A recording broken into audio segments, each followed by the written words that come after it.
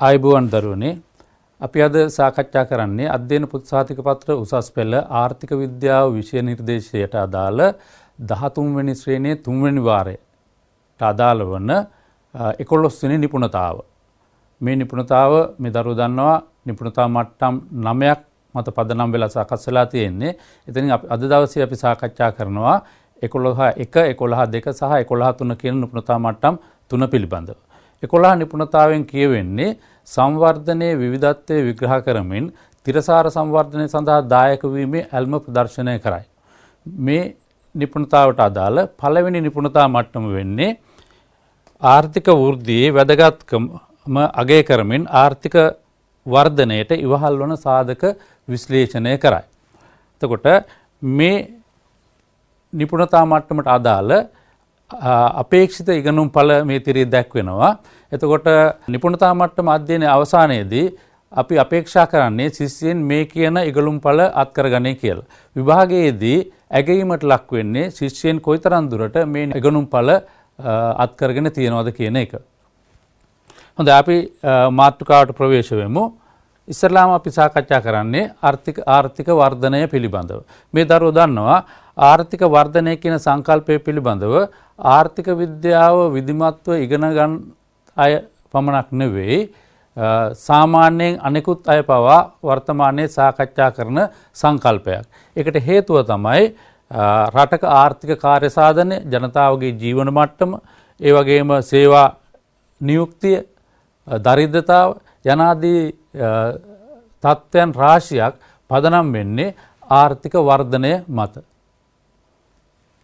right. අපි ඉස්සරලාම බලමු ආර්ථික වර්ධනය අර්ථ දක්වන්නේ කොහොමද කියලා. ආර්ථික වර්ධනය විවිධාකාරයෙන් අර්ථ දක්වන්න පුළුවන්. පොදුවේ අපි සරල අර්ථ දැක්වීමක් ගත්තොත් එහෙම ආර්ථික වර්ධනයෙන් කියවෙන්නේ රටක මූර්ත නිෂ්පාදිතයේ දිගු කාලයක් පුරා තිරසාරව වර්ධනය වීම නැත්නම් ඉහළ යාම. අපි තව ටිකක් විධිමත් අර්ථ දැක්වුවොත් එහෙම අපිට කියන්න පුළුවන් ආර්ථිකයක නිෂ්පාදන ධාරිතාවය හෙවත් විභව නිමැවුමේ දිගු කාලයක් පුරා සිදුවන අඛණ්ඩ ඉහළ යාම. ඒතර මේකෙන් පැහැදිලි වෙනවා ආර්ථික වර්ධනය කියලා කියන්නේ දිගු කාලීන ක්‍රියාවලියක් බව. කෙටි කාලීන ව්‍යාපාර චක්‍ර හේතුවෙන් කෙටි කාලීනව ආදායමේ හෝ නිෂ්පාදිතයේ ඇතිවන වර්ධනය අපි ආර්ථික වර්ධනයක විදිහට සලකන්නේ නැහැ.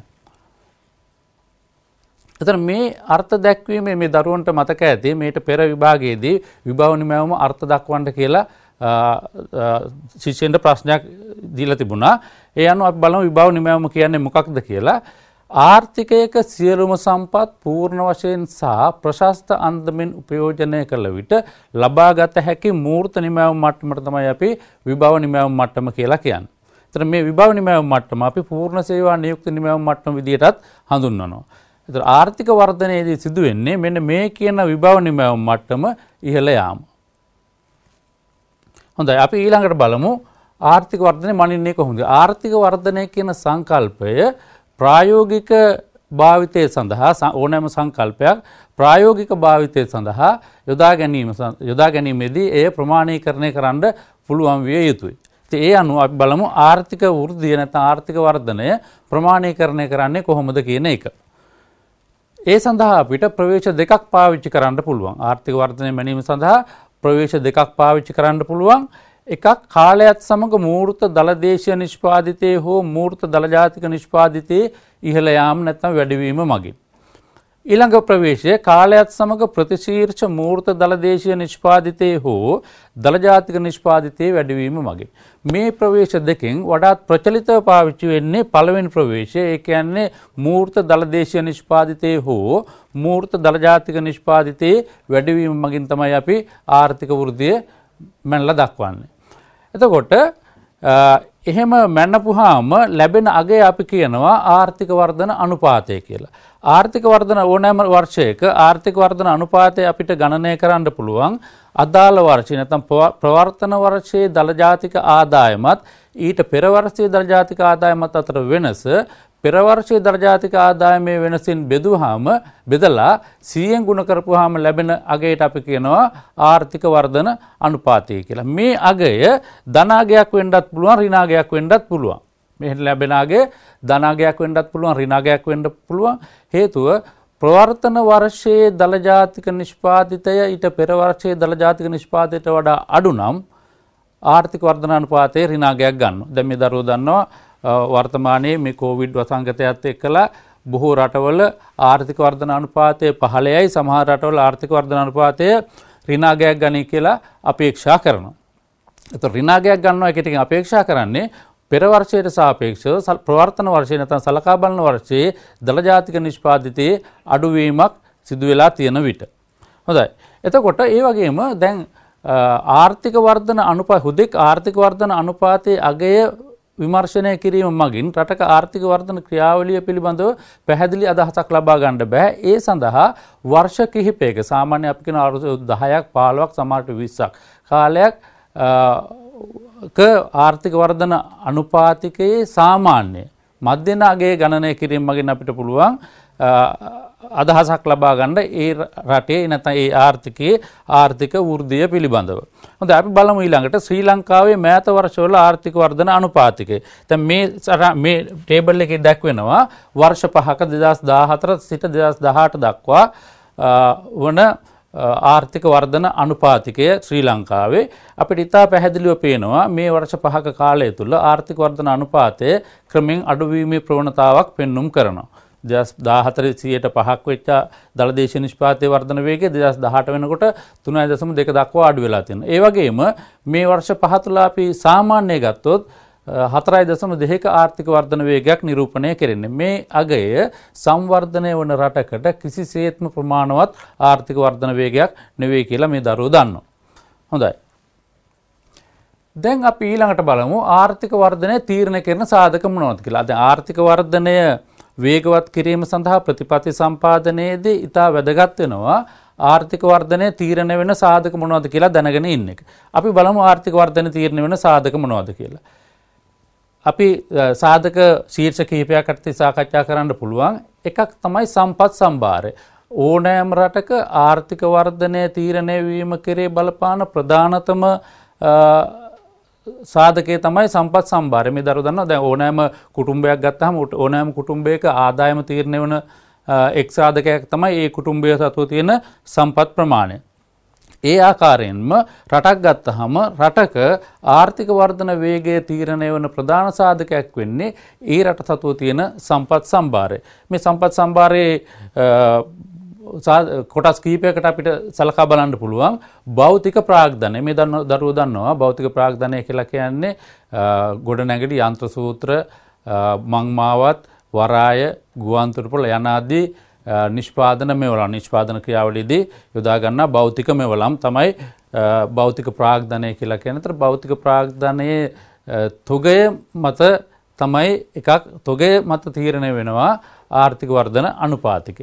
ඊළඟට සමාජ ප්‍රාග්ධනය. සමාජ ප්‍රාග්ධනය කියලා කියන්නේ සමාජ අන්තර් සම්බන්ධතා ප්‍රමාණාත්මකව සහ ගුණාත්මකව වර්ධනය වීම කෙරෙහි තුඩු දෙන ආයතන සාරධර්ම ප්‍රතිමාන ඒ වගේම සමිති සමාගම් වල සමාජිකත්වයන් ඒ වගේම සමාජ ජාල සම්බන්ධතා මේ ආදී අපි සලකනවා සමාජ ප්‍රාග්ධනය කියලා. සමාජ ප්‍රාග්ධනයේ මට්ටම නැත්නම් සමාජ ප්‍රාග්ධනයේ තරම අනුව ඒ ආර්ථිකයේ ඒ රටේ පුද්ගලයන් අතර අන්තර් සම්බන්ධතාවයේ ස්වરૂපය ඒ වගේම ගැටුම් निराකරණය කර ගැනීමේ හැකියාව ඒ වගේම පුද්ගලයන් අතර සාමූහික වැඩ කිරීමේ හැකියාව මේ යනාදී තීරණය වෙන්නේ ඒ රටේ තියෙන සමාජ ප්‍රාග්ධනයේ තරම අනුව. ඒ අනුව දරුවන්ට පැහැදිලි වෙනවා ඇති සමාජ ප්‍රාග්ධනය වැඩි වෙන තරමට නිෂ්පාදන ක්‍රියාවලිය කාර්යක්ෂම වෙනවා, නිෂ්පාදන පිරිවැය පහළ යනවා, ඒ මගින් ආර්ථික වර්ධනය වේගවත් කරනවා කියන එක. ඊළඟ සාධකයේ මානව ප්‍රාග්ධනය. ඊළඟට සම්පත් සම්භාරයට අයත් වෙන අනෙක් සාධකය තමයි මානව ප්‍රාග්ධනය. මානව ප්‍රාග්ධනය කියලා කියන්නේ රටක ශ්‍රම හමුදාව අත්කරගෙන තියෙන දැනුම, නිපුණතා, අත්දැකීම් යනාදී. මේ දරුවෝ දන්නවා මානව ප්‍රාග්ධනය බිහි වෙන්නේ අධ්‍යාපනය පුහුණු කිරීම සහ අත්දැකීම් මගින්. එතකොට රටක මානව ප්‍රාග්ධනයේ තරම අනුව ඒ රටේ ශ්‍රම හමුදාවේ ඵලදායීතාව තීරණය වෙන්නේ. එක් ශ්‍රමිකයන් අත්කරගෙන තියෙන මානව ප්‍රාග්ධනයේ තරම අනුව ඒ ශ්‍රමිකයාගේ ඵලදායීතාව තීරණය වෙනවා. ඒ අනුව මානව ප්‍රාග්ධනය ආර්ථික වර්ධනය තීරණය වීම කෙරෙහි බලපානවා. දැන් මේ දරුවෝ දන්නවා මානව ප්‍රාග්ධනයත් භෞතික ප්‍රාග්ධනය වගේම ගොඩනගන ලද්දා. හැබැයි මානව ප්‍රාග්ධනය ස්පර්ශ කරන්න පුළුවන් එකක් නෙවෙයි භෞතික ප්‍රාග්ධනය වගේ. ඒකේ තියෙන මානව ප්‍රාග්ධනයේ තියෙන විශේෂත්වය තමයි මානව ප්‍රාග්ධනය භෞතික ප්‍රාග්ධනය වගේ ස්පර්ශ කළ හැකි එකක් නෙවෙයි. හැබැයි ඒ වුණාට භෞතික ප්‍රාග්ධනය වගේම රටක ආර්ථික වර්ධනය තීරණය වීම කෙරෙහි ප්‍රධාන බලපාන සාධකයක්.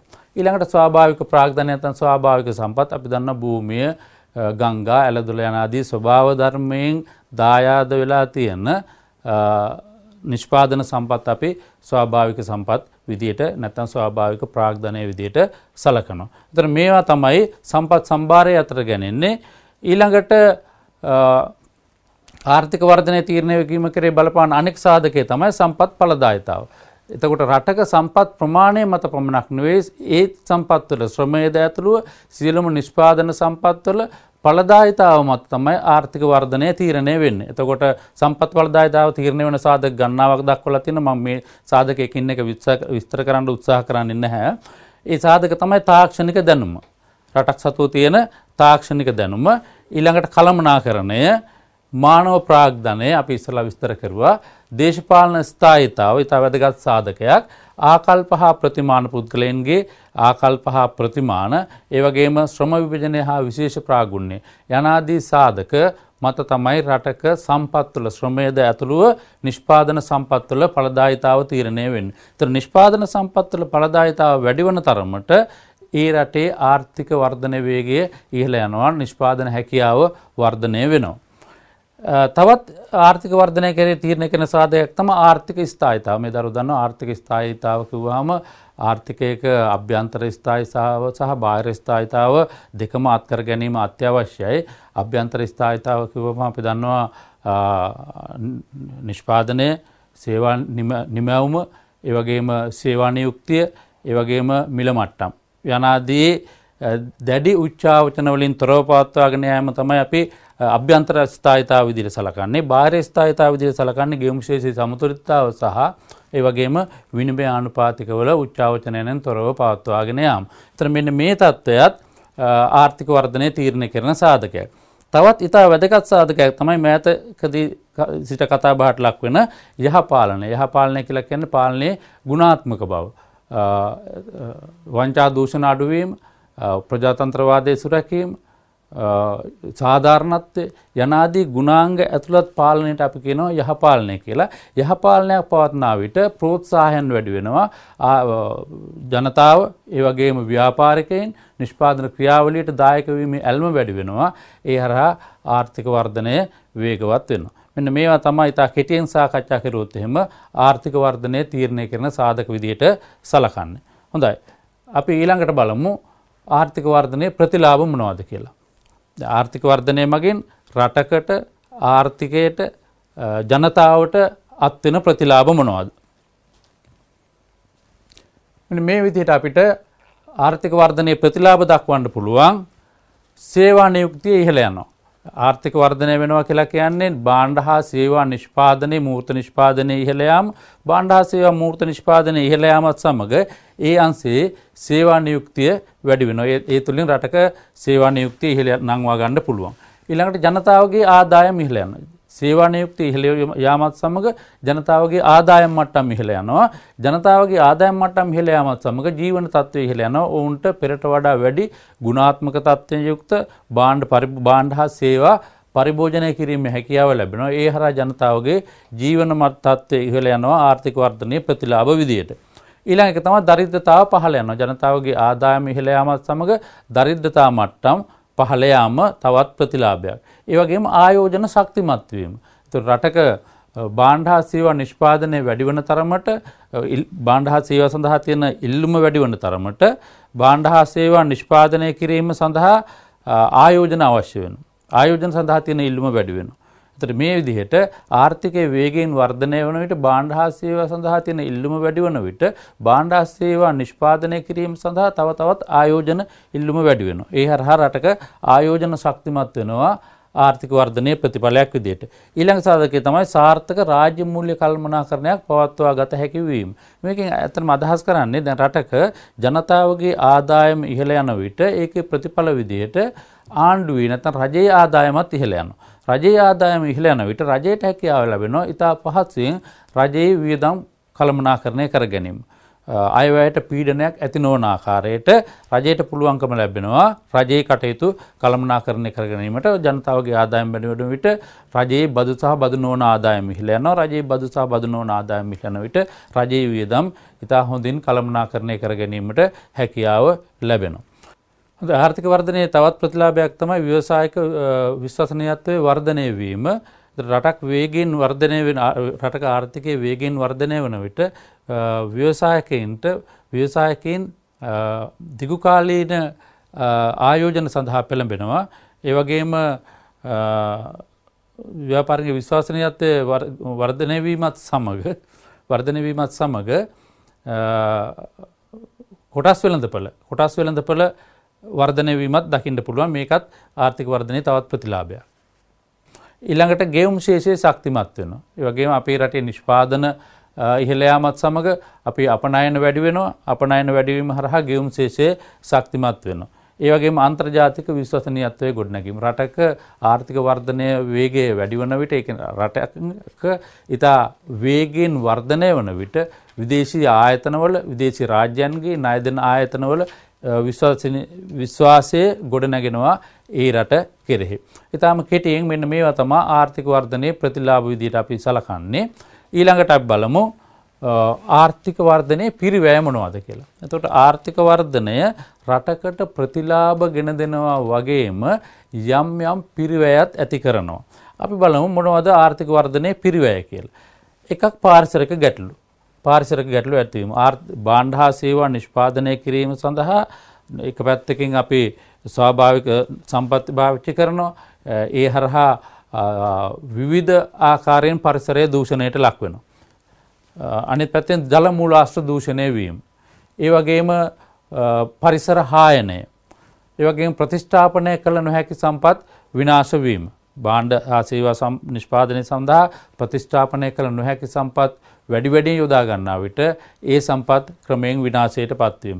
ඊට පස්සේ නිෂ්පාදනයේ හා පරිභෝජනයේ ඍණ බාහිරතා ඇතිවීම. තවත් මේ වර්තමානයේ තවත් කතා කරන විශේෂ එකක් තමයි වායු දූෂණය. මේ දරුවෝ අහලා ඇති මේ කොවිඩ් වසංගතයත් එක්ක බොහෝ රටවල කර්මාන්ත ශාලා වසා දැමීම ප්‍රවාහන කටයුතු අඩුවීම හේතුවෙන් වායු දූෂණය අවම වෙලා තියෙනවා කියලා අපි කියනවා. කොළඹ නගරයට සිරිපාදේ බලන්න පුළුවන් කියලා. ඒ වගේම දිල්ලි නුවර ඉඳන් එවරස්ට් කන්ද බලන්න පුළුවන් කියනවා. ඒතර කොයිතරම් වායු දූෂණයක් ඇති වෙනවද ආර්ථික වර්ධනයත් එක්ක කියන එක මේ දරුවන්ට වටහා ගන්න පුළුවන්. හොඳයි.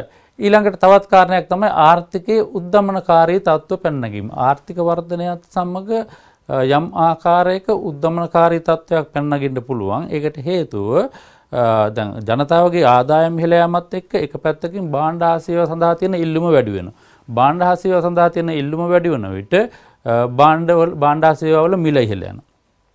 අනිත් පැත්තෙන් භාණ්ඩ හා සේවා නිෂ්පාදනය සඳහා වැඩි වැඩියෙන් නිෂ්පාදන සාධක ඉල්ලුම් කරන විට සාධකවල මිල ඉහළ යනවා.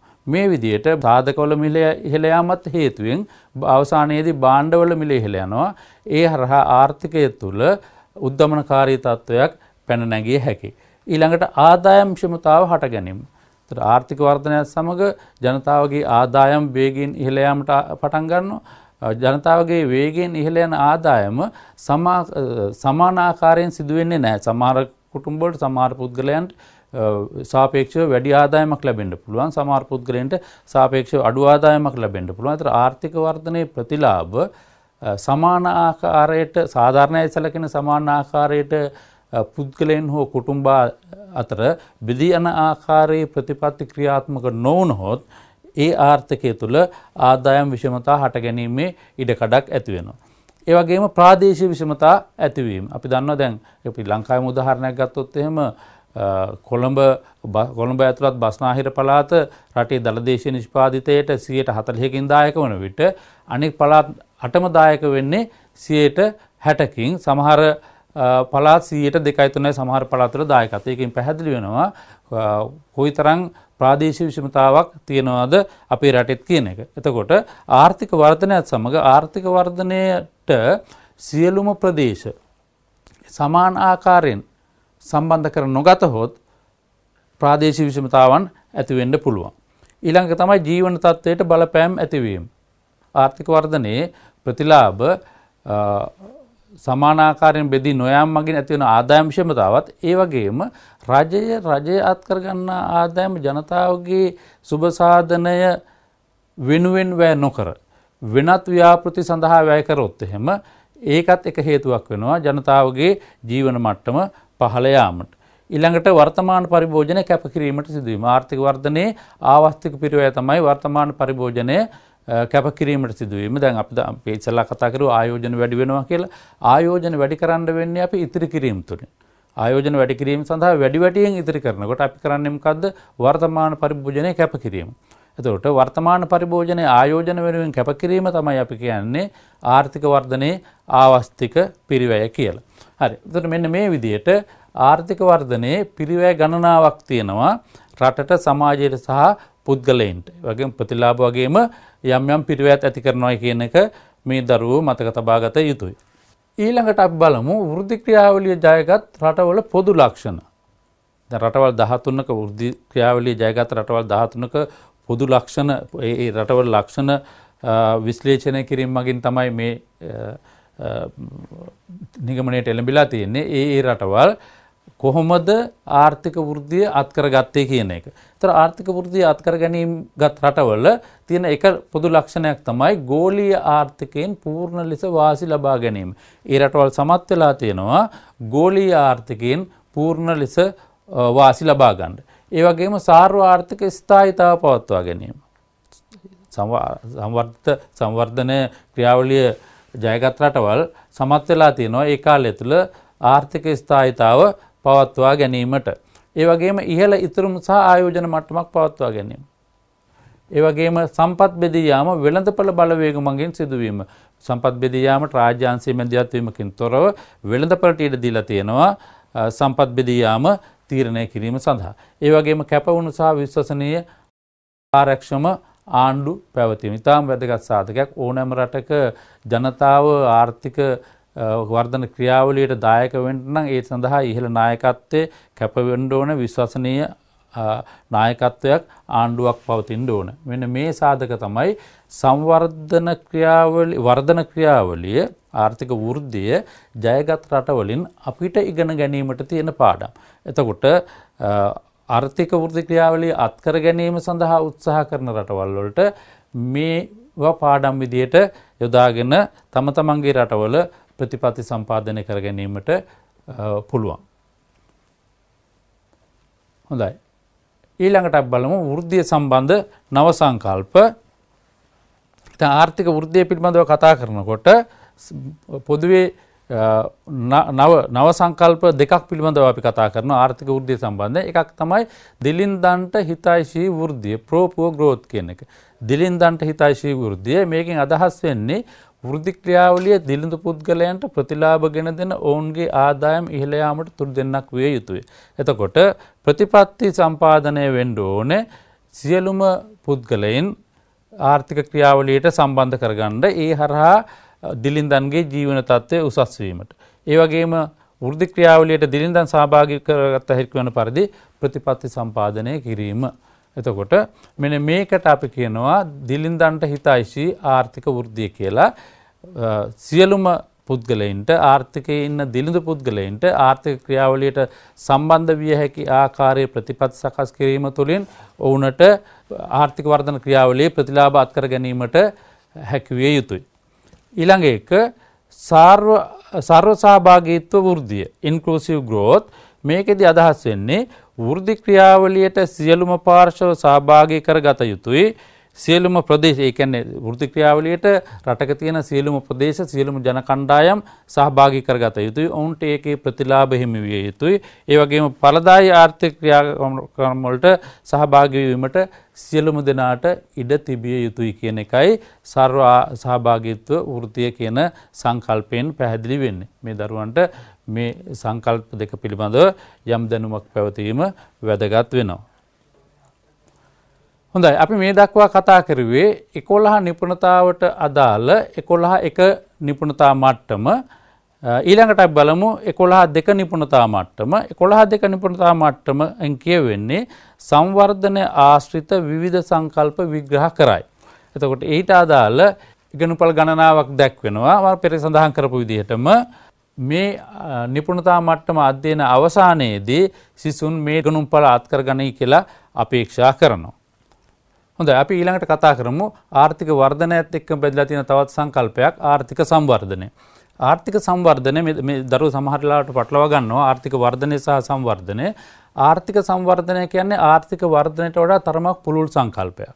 ආර්ථික සංවර්ධනයේදී සාකච්ඡා කරන්නේ ආර්ථික වර්ධනයේදී අපි සාකච්ඡා කරන්නේ ආර්ථිකයක ප්‍රමාණාත්මක වර්ධනයක් පිළිබඳව. නමුත් ආර්ථික සංවර්ධනය අපි කියන්නේ ආර්ථික සංවර්ධනයත් සමග ආර්ථික ව්‍යුහයේ ඇතිවන ප්‍රමාණාත්මක සහ ගුණාත්මක වෙනස් වීම වලට අපි කියනවා ආර්ථික සංවර්ධනය කියලා. එතකොට ආර්ථික සංවර්ධන ක්‍රියාවලියේදී ආර්ථිකයේ ව්‍යුහයේ ඇතිවන වෙනස්කම් රාශියක් තියෙනවා. ආර්ථික සංවර්ධනයත් එක්කම ආර්ථික ව්‍යුහයේ වෙනස්කම් රාශියක් සිද්ධ වෙනවා. ඒ වෙනස්කම් මේ විදිහට අපිට දක්වන්න පුළුවන්. කාල වේලාව සීමිත නිසා මම මේ කරුණු විස්තර කරන්න යන්නේ නැහැ. කාර්මීකරණය වේගවත් වෙනවා ආර්ථික සංවර්ධනය සිදුවන විට. නිෂ්පාදන සම්පත්වල ඵලදායීතාව ඉහළ යනවා. ඒ වගේම නිෂ්පාදන ශිල්ප ක්‍රම හා තාක්ෂණයේ උසස් වීම, නාගරීකරණය, දරිද්‍රතාව අඩුවීම, දල දේශීය නිෂ්පාදනය නැත්නම් ජල ජාතික නිෂ්පාදනය තුළ කෘෂිකාර්මික අංශයේ සාපේක්ෂ දායකත්වයේ පහළ යාම ආර්ථික සංවර්ධනය වීමත් සමගම කෘෂිකාර්මික අංශයේ දළදේශීය නිෂ්පාදනයට තියෙන දායකත්වය පහළ යන අතරම ඊට සාපේක්ෂව කාර්මික සහ සේවා අංශවල සාපේක්ෂ දායකත්වය ක්‍රමයෙන් ඉහළ යනවා.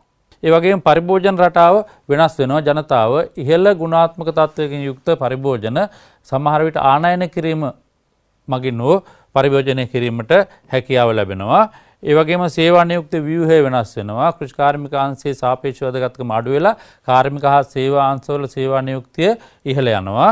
විදේශ වෙළඳාමේ ව්‍යුහය වෙනස් වෙනවා. ප්‍රාථමික භාණ්ඩ අපනයනය අඩු වෙනවා. ඒ වෙනුවට කාර්මික සහ සේවා නිෂ්පාදිත අපනයනය ඉහළ යනවා. අනිත් පැත්තෙන් අත්‍යවශ්‍ය ආහාර ද්‍රව්‍ය ආනයනය කරනවා වෙනුවට අන්තර් භාණ්ඩ සහ ආයෝජන භාණ්ඩ ආනයනය ඉහළ යනවා. ඊළඟට ආණ්ඩුවේ කාර්යභාරය ක්‍රමයෙන් අඩු වෙනවා ආර්ථික සංවර්ධනයත් සමග. හොඳයි, අපි ඊළඟට කතා කරන්නේ සංවර්ධනය කියන සංකල්පය. සංවර්ධනය කියන සංකල්පය ආර්ථික වර්ධනයට වඩා බොහෝ පුළුල් සංකල්පයක්. ආර්ථික වර්ධනයට එක දැන් මෙතන අපි සමහර විට මේ දරුවෝ පටලවා ගන්න නැත්නම් තමයි ආර්ථික වර්ධනය සහ සංවර්ධනය කියන සංකල්ප දෙක. ආර්ථික වර්ධනයට වඩා බොහෝ පුළුල් සංකල්පයක් ආර්ථික සංවර්ධනය කියන්නේ. ආර්ථික වර්ධනයට වඩා බොහෝ පුළුල් සංකල්පයක් සංවර්ධනය කියන්නේ. සංවර්ධනය පිළිබඳ සම්ප්‍රදායික ආකල්පය උනේ සංවර්ධනය කියන්නේත් ආර්ථික වර්ධනයමයි කියන එක. සමහර විටක ආර්ථික වර්ධන අනුපාතය යොදාගත්තා සංවර්ධනය මැනීම සඳහා. ඒ වගේම ආර්ථික වර්ධනය සංවර්ධනය සඳහා පර්යාය පදයක් විදිහට යොදාගත්තා. නමුත් සංවර්ධිත රටවල අත්දැකීම් වලින් පැහැදිලි වුණේ සංවර්ධනය ආර්ථික වර්ධනයට වඩා බෙහෙවින් පුළුල් තත්ත්වයක් බව. හැබැයි සංවර්ධනය දැන් ආර්ථික වර්ධනය අර්ථ දැක්වීම සම්බන්ධයෙන් ආර්ථික විද්‍යාඥයන් අතර එකඟතාවක් තිබුණත් සංවර්ධනයේ අර්ථ දැක්වීම සම්බන්ධයෙන් ආර්ථික විද්‍යාඥයන් හෝ සමාජ විද්‍යාඥයන් අතර පිළිගත් එකඟතාවක් නැහැ. විවිධ පුද්ගලයන් විවිධ අයුරින් සංවර්ධනය විග්‍රහ කරනවා. ඒකට හේතු පොදුවේ ගත්තොත් එහෙම අපි පොදුවේ සංවර්ධනය කියන්නේ මොකක්ද කියලා ගත්තොත් එහෙම සංවර්ධනය කියන එකේ පොදු අදහස වෙන්නේ මානව ජීවිත හා බැඳී පවත්න ආර්ථික සමාජීය දේශපාලන සහ සංස්කෘතික යනාදී මානයන්ගේ ඇතිවන ප්‍රමාණාත්මක සහ ගුණාත්මක වෙනස්කම්. එතකොට ඒකෙන් පැහැදිලි වෙනවා සංවර්ධනය කියලා කියන්නේ බහුමාන සංකල්පයක් බව. ඊළඟට බලමු රටක් සංවර්ධනය වෙන විට ආර්ථික සමාජීය සංස්කෘතික දේශපාලන යනාදී අංශවල සිදුවෙන වෙනස්කම් මොනවද කියලා. දැන් අපි සංවර්ධිත රටක් එක්ක සංසන්දනය කරපුවාම සංවර්ධිත රටවල තියෙන ලක්ෂණ බැලුවාම අපිට වටහා ගන්න පුළුවන් හඳුනා ගන්න පුළුවන් රටක් සංවර්ධිත භාවයට පත් වෙච්චාම දකින්න පුළුවන් ලක්ෂණ. එකක් ජීවන මට්ටම ඉහළ යාම. අනිත් පැත්තෙන් සේවා වියුක්තිය පහළ යාම. ආදායම් විෂමතාව අඩු වීම. දරිද්‍රතා ආපාතයේ පහළ යාම. ඔවුන්ගේ ජනතාවගේ තේරීම් පරාසය පුළුල් වීම. භාෂණය සහ සිතීමේ නිදහස කතා කිරීමේ සහ සිතීමේ නිදහස පුළුල් වීම. සමානාත්මතාව ඇතිවීම. ප්‍රාදේශීය විෂමතා අඩුවීම. දේශපාලන නිදහස ප්‍රජාතන්ත්‍රවාදය තහවුරු කිරීම ආගමික හා සංස්කෘතික නිදහස යනාදී සංවර්ධිත රටවල ජනතාව භුක්ති විඳින ප්‍රතිලාභ.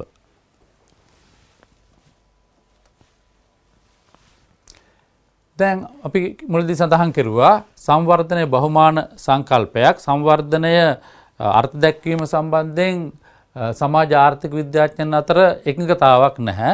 ඒ වෙනුවෙන් ප්‍රවේශ ගණනාවක් ඉදිරිපත් කරලා තියෙනවා. අපි බලමු ඒ වගේම ප්‍රධාන ප්‍රවේශ කිහිපයක් පිළිබඳව. පළවෙනි එක තමයි ආර්ථික වර්ධන ප්‍රවේශය. ආර්ථික වර්ධන ප්‍රවේශය මුලින් අපි සඳහන් කරපු විදිහට සංවර්ධනය පිළිබඳ සම්ප්‍රදායික ආකල්පය උනේ ආර්ථික සංවර්ධනය කියන්නේ ආර්ථික වර්ධනයමයි. සංවර්ධනය මැනීම සඳහා ප්‍රතිශීර්ෂ ආදායමත් සමහර විටක ආර්ථික වර්ධන අනුපාතයත් යොදාගත්තා. ඒකට හේතුව තමයි සංවර්ධනය කියලා දැක්කේ ආර්ථික වර්ධනය.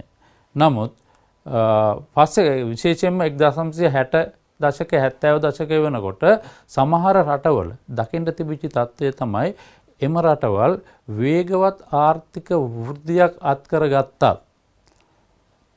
ඒ රටවල ජනතාවගේ ජීවන මට්ටමේ සැලකිය යුතු වෙනසක් සිදු නොවීම, ඒ වගේම සේවා වියුක්තිය ඉහළ යාම, දරිද්‍රතාව ඉහළ යාම, අසමානතාව ඉහළ යාම යනාදී දකින්න තිබිච්ච ලක්ෂණ. මේ නිසා ආර්ථික විද්‍යාඥයන් කල්පනා කෙරුවා සංවර්ධනය ආර්ථික වර්ධනයට වඩා බෙහෙවින් වෙනස් සංකල්පයක් බව. ඒ අනුව ආර්ථික වෘද්ධි ප්‍රවේශයේ වළංගුභාවය නැතුව ගියා. ඊළඟට අපි කතා කරන්න සංවර්ධන ප්‍රවේශය තමයි තිරසාර සංවර්ධන ප්‍රවේශය. මේ ප්‍රවේශය ප්‍රචලිත වුණේ 1980 දශකයේදී.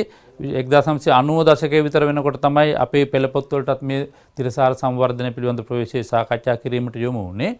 එතකොට මේකෙදි කියන්නේ සංවර්ධන ක්‍රියාවලියේදී ආර්ථික සමාජීය සංස්කෘතික යන දේශපාලන යන සාධකවලට අමතරව පරිසර සාධකයක් සැලකිල්ලට ගත යුතුයි. ඒතර පරිසර සුරක්ෂිතතාව, ස්වාභාවික සම්පත්වල වර්ධනයට අවශ්‍ය නොවන පරිදි ඒවා භාවිතයට ගැනීම යනාදී පිළිබඳව අවධානය යොමු වෙනවා තිරසාර සංවර්ධන ප්‍රවේශයේදී. 1987 එක්සත් ජාතීන්ගේ පරිසර සහ සංවර්ධන කොමිෂන් සභාව, මේකට අපි කියන බෘට්ලන්ඩ් කොමිෂන් එක කියලා, මේ කොමිෂන් සභාව නිකුත් කළ වාර්තාවේ දක්වනවා අනාගත පරම්පරාවල අවශ්‍යතා සපුරා ගැනීම අවහිර නොවන පරිදි වර්තමාන පරම්පරාව සිය අවශ්‍යතා සපුරා ගැනීම සංවර්ධනය කියලා. තිරසාර සංවර්ධනය කියලා. එතකොට මේකෙන් පැහැදිලි වෙනවා අර සමාජ ආර්ථික දේශපාලන සංස්කෘතික සාධක පමණක් නෙවෙයි, ඉතා වැදගත් වන සාධකයක් පරිසර සාධකයක්. හරි. එතකොට තිරසාර සංවර්ධන ප්‍රවේශය විග්‍රහ කිරීමේදී ඔවුන් මානයන් තුනක්, පැතිකඩ තුනක් පිළිබඳව සැලකිල්ලට ගත්තා. ඒ තමයි ආර්ථික පැතිකඩ, නැත්නම් ආර්ථික සාධක, සමාජීය පැතිකඩ, පාරිසරික පැතිකඩ කියන අංශ තුන.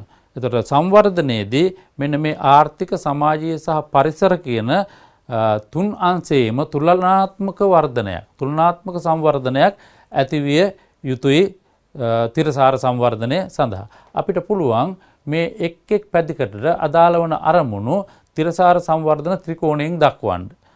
ඔබ තිරේ දකින විදිහට මේ තිරසාර සංවර්ධන ත්‍රිකෝණයෙන් දක්වනවා අපි ආර්ථික සමාජීය සහ පාරිසරික පැතිකඩවල අරමුණු අපි ඉස්සරලා බලමු ආර්ථික පැතිකඩේ අරමුණු මොනවද කියලා.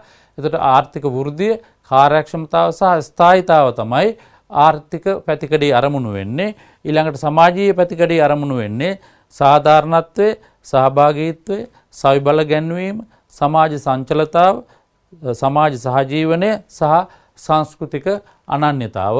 පාරිසරික පැතිකඩේ අරමුණු වෙන්නේ මිනිසුන්ට හිතකර සනීපාරක්ෂක පරිසරයක් පැවතීම, ප්‍රතිෂ්ඨාපනය කළ හැකි සම්පත් කාර්යක්ෂම ලෙස උපයෝජනය කිරීම, ප්‍රතිෂ්ඨාපනය කළ නොහැකි සම්පත් සුරැකීම. මෙන්න මේවා තමයි පාරිසරික පැතිකඩෙහි අරමුණු වෙන්නේ. හොඳයි. ඊළඟට අපි බලමු මානව සංවර්ධන ප්‍රවේශය. මානව සංවර්ධන ප්‍රවේශයේ පුරෝගාමී ආයතනය වෙන්නේ එක්සත් ජාතීන්ගේ සංවර්ධන වැඩසටහන. එතකොට ඔවුන් දක්වන ආකාරයට මානව සංවර්ධනය යන්නෙන් අදහස් කරන්නේ මිනිස්සුන්ට තම හැකියාවන් සම්පූර්ණයෙන්ම පුළුල් කර ගැනීමටත් එම හැකියාවන් පුද්ගලයන්ගේ ආර්ථික, සමාජීය, දේශපාලන, සංස්කෘතික යනාදී අංශවල උපරිම වශයෙන් භාවිතා කිරීමටත් හැකියාව ලබා දීම සහ අනාගත පරම්පරාවලටද එම අයිතිය තහවුරු කිරීමයි. එතකොට මේ දරුවන්ට පැහැදිලි වෙනවා ඇති මානව සංවර්ධනය අනෙකුත් ප්‍රවේශවලට වඩා තරම් පුළුල්ද, ඒ වගේ මේක මානව ජීවිතයේ හා සම්බන්ධ සාධක එක්ක කොයි තරම් බැඳලා තියෙනවද කියන එක. අපි අර කියපු විදිහට තිරසාර සංවර්ධන ප්‍රවේශයේදී අපි කිව්වේ ආර්ථික, සමාජීය සහ පාරිසරික පැතිකඩ පිළිබඳව අවධානය යොමු කරනවා කියලා. මානව සංවර්ධන ප්‍රවේශයේදී අවධානය යොමු කරන පැතිකඩ තමයි මේ දැක්වෙන්නේ. ආදායම පිළිබඳව, අධ්‍යාපනය පිළිබඳව, සෞඛ්‍ය පිළිබඳව, සෞඛ්‍ය තත්ත්වය පිළිබඳව, සවිබල ගැන්වීම පිළිබඳව, දේශපාලන ස්ථායීතාව, යහපත් සමාජ සම්බන්ධතා, සමානතාව යනාදී සාධක පිළිබඳව මානව සංවර්ධනයේදී අවධානය යොමු කරන මේ දරුවන්ට මේ පැතිකඩ පිළිබඳව අවධානය යොමු කිරීම ඉතා වැදගත් වෙනවා. හොඳයි. අපි මේ දක්වා කතා කරුවේ 11 වෙනි නිපුණතාවට අදාළ 11.2 නිපුණතා මට්ටම පිළිබඳව. ඊළඟට අපි අවධානය යොමු කරමු 11.3 නිපුණතා මට්ටම. එයින් කියවෙන්නේ සංවර්ධනයේ මිනුම් කිරීමේ දර්ශක පෙළගස්වමින් සංයුක්ත දර්ශක පිළිබඳව විමර්ශනය කරයි. ඊට අදාළ ඉගෙනුම් ඵල දැක්වෙනවා. මේ ඉගෙනුම් ඵල සාක්ෂාත් කර ගැනීම තමයි දරුවන්ට මේ නිපුණතා මට්ටම අධ්‍යයනයේ අවසානයේදී අපේක්ෂා කරන්නේ. 11.3 නිපුණතා මට්ටමට අදාළ ඉගෙනුම් ඵල මේ තිරේ දැක්වෙනවා. එතකොට මේ නිපුණතා මට්ටම අධ්‍යයනයේ අවසානයේදී දරුවන් මෙකි ඉගෙනුම් ඵල සාක්ෂාත් කරගනී කියලා අපේක්ෂා කරනවා. එතකොට විභාගයේදී සලකා බලන්නේ ඇගීමට ලක් වෙන්නේ සිසුන් කොයිතරම් දුරට මේ ඉගෙනුම් ඵල සාක්ෂාත් කරගෙන තියෙනවද කියන කාරණය පිළිබඳව. හොඳයි. අපි ඊළඟට බලමු සංවර්ධනයේ මැනීම පිළිබඳව. දැන් අපි ආර්ථික වර්ධනය පිළිබඳව සාකච්ඡා කරලා සඳහන් කරා වගේම සංවර්ධනය කියන සංකල්පය ප්‍රමාණීකරණය කළ යුතුයි එය ප්‍රායෝගික භාවිතය සඳහා. සංවර්ධනයේ මැනීම සඳහා යොදා ගන්න පුළුවන් මිනුම් රාශියක් තියෙනවා. ඒ මිනුම් අපි පොදුවේ කොටස් දෙකකට වෙන් කරනවා ආංශික දර්ශක සහ සංයුක්ත දර්ශක කියලා. එතකොට ආංශික දර්ශක වලින් නිරූපණය කරන්නේ නැත්නම් මැන දක්වන්නේ ආර්ථිකයේ එක් අංශ. ආර්ථිකයේ තියෙන එක් අංශ මැන දැක්වීමක් තමයි ආංශික දර්ශක වලින් කෙරෙන්නේ. අපි ආංශික දර්ශක කිහිපයක් සලකා බලමු. ප්‍රතිශීර්ෂ ආදායම. රටක ජනතාවගේ ප්‍රතිශීර්ෂ ආදායම ගණනය කරන්න පුළුවන් මෙන්න මේ කියන සූත්‍රය පාවිච්චි කරලා දළදේශීය හෝ දළ ජාතික ආදායම මධ්‍යවාර්ෂික ජනගහණයෙන් බෙදීම මගින්. ඊළඟට දළදේශීය හා දළ ජාතික ආදායමේ වර්ධන වේගය යොදා ගන්න පුළුවන් සංවර්ධනයේ මැනීම සඳහා. ඊළඟට දළදේශීය ආදායමේ ආංශික වර්ධනය යොදා ගන්න පුළුවන්. ඒ වගේම දළදේශීය නිෂ්පාදිතයේ සංයුතිය, ඉතිරි කිරීම, ආයෝජන, උද්දමනය යනාදී ආංශික දර්ශක අපි යොදා ගන්නවා සංවර්ධනයේ මැනීම සඳහා. හැබැයි එතන මේ වගේ තියෙන දුර්වලතාව වෙන එකක් සමස්තයක් ලෙස ආර්ථිකයේ දියුණුව නැත්නම් සංවර්ධනයේ මැන දක්වන්නේ නැහැ මේ දර්ශක වලින්. ආර්ථිකයේ එක් අංශයක් පමණයි මැන දක්වන්නේ. අනිත් එක තමයි මේ දර්ශක සියල්ලක්ම මේ ආංශික දර්ශක සියල්ලක්ම ගණනය කිරීම රඳා පවතින්නේ ජාතික ගිණුම් දත්ත මත. මේ දරුවෝ දන්නවා ජාතික ගිණුම් දත්තවල අපි යම් යම් දුර්වලතා පිළිබඳව සාකච්ඡා කරනවා. ඒතර ජාතික ගිණුම් දත්තවල තියෙන ඒ දුර්වලතාත් එහෙමනම් ආංශික ගිණුම් වලටත් මේ දර්ශක වලටත් ආරෝපණය වෙනවා. එතකොට අපිට ගැටලුවක් පැන නගිනවා මේ දර්ශක කොයිතරම් සංවර්ධනය මැනීම සඳහා යෝග්‍යද කියන එක. මේ දර්ශක වලට අමතරව මේ දරුවෝ දන්නවා තවත් දර්ශක රාශියක් අපිට යොදා ගන්න පුළුවන් සමාජ දේශපාලන සංස්කෘතික යනාදී මානයන් නිරූපණය වන ආකාරයට. අපි කියනවා සාක්ෂරතාව, ආයු අපේක්ෂාව, මර්ත්‍යතාව, නේද? ලදරු මරණ අනුපාතිකය, නිවාස හිමිකම, ඒ වගේම පානීය ජල පහසුකම් ඇති ජන සංඛ්‍යාව ප්‍රතිශතය යනාදී සාධක රාශියක් අපිට යොදා ගන්න පුළුවන් සංවර්ධනය මැනීම සඳහා. මේ සියල්ලක්ම ආංශික සාධක. ආර්ථිකයේ නැත්නම් සමාජයේ එක අංශයක් පමණක් මැන දක්වන සාධකයි මෙවුවා. ඒ සංවර්ධනයේ සම්පූර්ණයෙන්ම මැනීමේ හැකියාවක් නැහැ ආංශික දර්ශකවලට. අපි ඊළඟට යමු සංයුක්ත දර්ශක පිළිබඳව. දැන් ඊට ඉස්සෙල්ලා අපි සාකච්ඡා කරන්න තව කාරණාත් නිතා වැදගත් කාරණයක්. දැන් අපි කිව්වා ප්‍රතිශීර්ෂ ආදායම අපි යොදා ගන්නවා රටක සංවර්ධනය මැනීම සඳහා. එතකොට ප්‍රතිශීර්ෂ ආදායම පදනම් කරගෙන ලෝක බැංකුව ලෝකේ රටවල් කොටස් 4කට නැත්නම් කාණ්ඩ 4කට වර්ගීකරණය කරනවා. මේ දැක්වෙන්නේ 2019 වර්ගීකරණය සඳහා පදනම් යොදාගත්ත පදනම. එතකොට ඇමරිකා එක්සත් ජනපද ඩොලර් 1025 හෝ ඊට අඩු රටවල් අපි කියන අඩු ආදායම් රටවල් කියලා. ඊට පස්සේ ඩොලර් 1026ත් 3995ත් අතර පවතින රටවල් අපි කියන පහළ මැද ආදායම් රටවල්. ඒ වගේම ඩොලර් 3996ත් 12375ත් අතර රටවල් කියන අපි ඉහළ මැද ආදායම් රටවල් කියලා. ඩොලර් 12375ට වැඩි ලබන රටවල් කියනවා අපි ඉහළ ආදායම් ලබන රටවල් කියලා. මේ විදිහට අපිට කාණ්ඩ 4කට වෙන් කරන්න පුළුවන්. හොඳයි. ඒතර ශ්‍රී ලංකාවේ 2019 වර්ෂයේ ප්‍රතිශීර්ෂ ආදායම ඩොලර් 4060යි. ඒකෙන් පැහැදිලි වෙනවා ශ්‍රී ලංකාව ඉහළ මැදි ආදායම් ලබන රටකට පත් වෙලා තියෙන බව. අපි ඩොලර් ඉහළ මැදි ආදායම් රටවල සීමාව තමයි ඩොලර් 3996. අපේ රටේ ප්‍රතිශීර්ෂ ආදායම ඩොලර් 4060ක්. අපි කියන්නේ යාන්තමින් ඉහළ මැද ආදායම් රටවල් කාණ්ඩයට ඇතුළත් වෙලා තියෙනවා.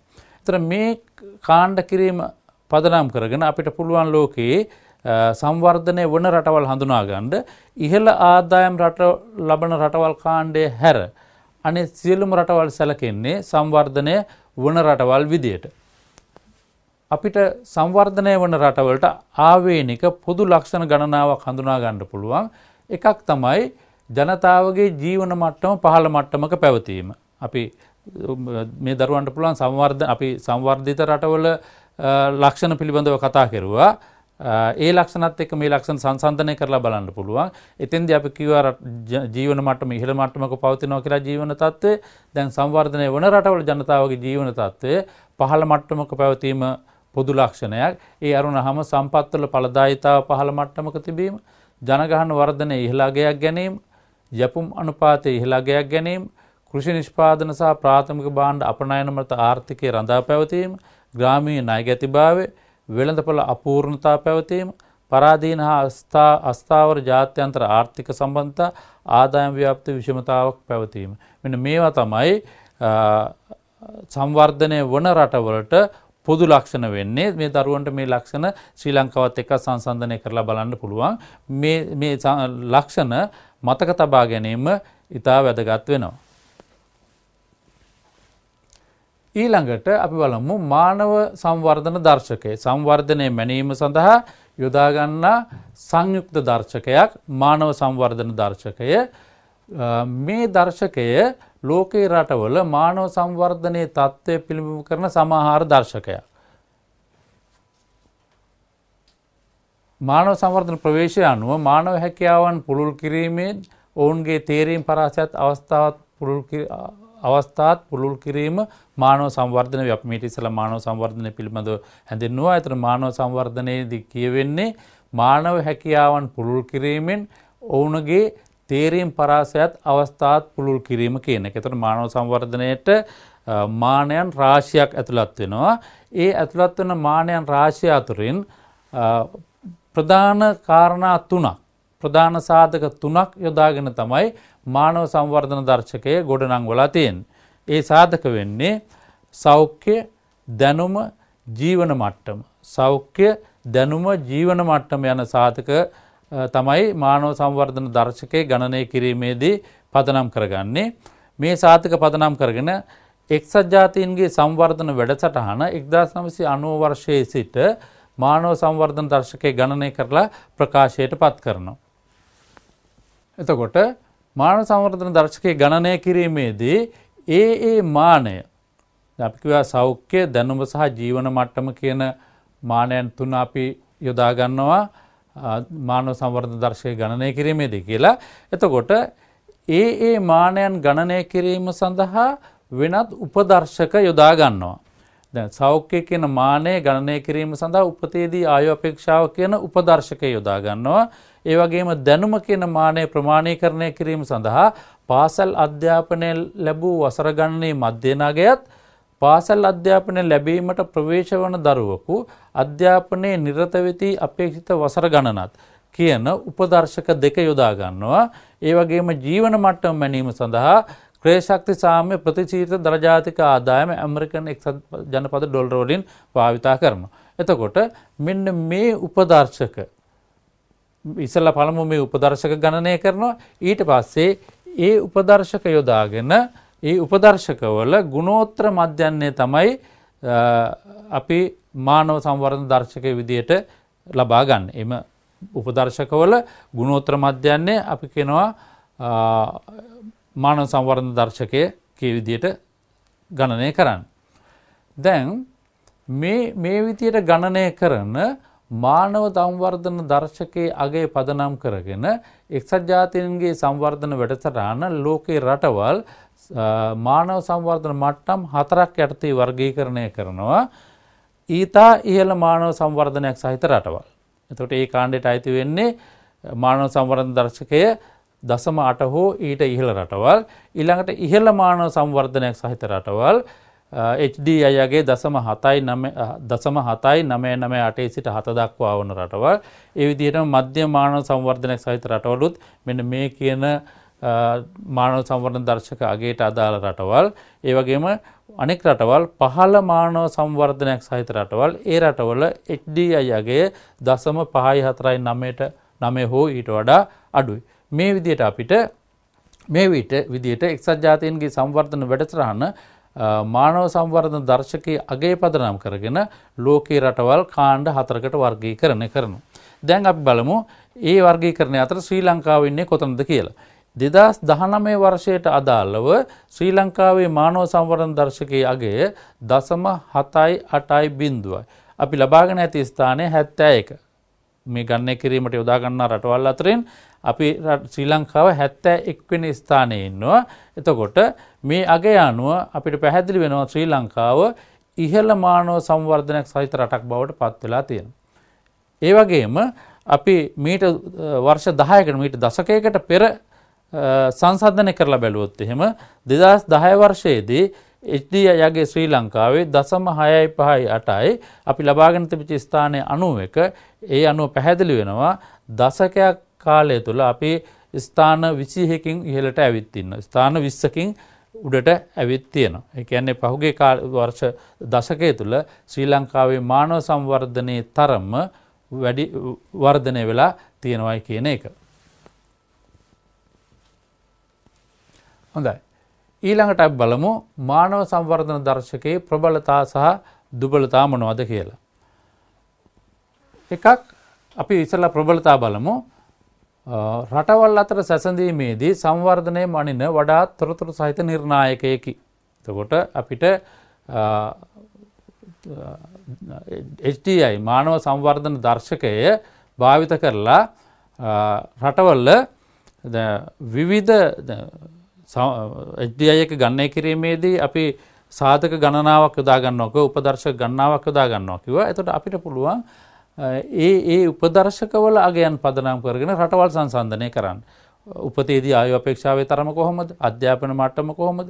මේ විදිහට සංසන්දනය කිරීමටත් පුළුවන්කම තියෙනවා. ඒ වගේම සංවර්ධනයට අයත් වන දෑ මොනවාද යන්නත් සංවර්ධන ක්‍රියාවලියේදී සාර්ථක ඇති රටවල් මොනවාද යන්නත් අවබෝධ කර ගැනීමට උපකාරී වෙනවා. ඒතර අපිට HDI එක යොදා ගන්න පුළුවන් සංවර්ධනයට අයිති වෙන සාධක මොනවද කියලා අපි දැක්කා. සංවර්ධනයට අයත් වන ප්‍රධාන සාධක 3ක් පදනම් කරගෙන තමයි HDI ගණනය කරලා තියෙන්නේ.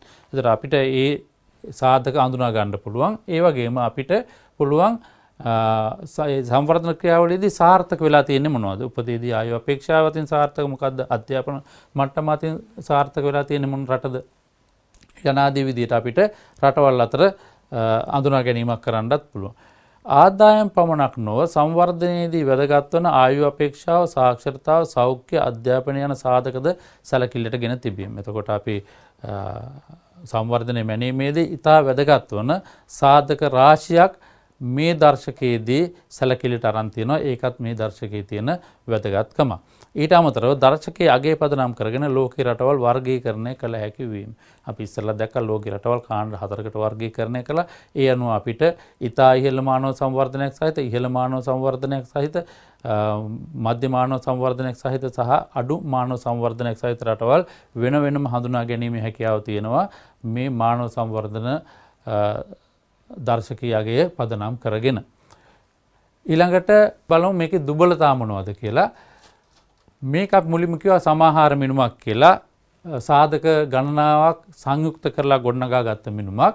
ඒ නිසා රටවල් අභ්‍යන්තරයේ තියෙන විෂමතා එයින් පිළිඹු වෙන්නේ නැහැ. විශේෂයෙන්ම විශාල භූගෝලීය විෂමතාවන් තියෙන රටවල් ගත්තාම ඒ ප්‍රදේශවල තියෙන සංවර්ධන මට්ටම් එකිනෙකින් වෙනස්. එසේ තිබියදී වුණත් HDI මානව සංවර්ධන දර්ශකය මගින් පෙන්වන්නේ සමස්තය පිළිබඳව විතරයි.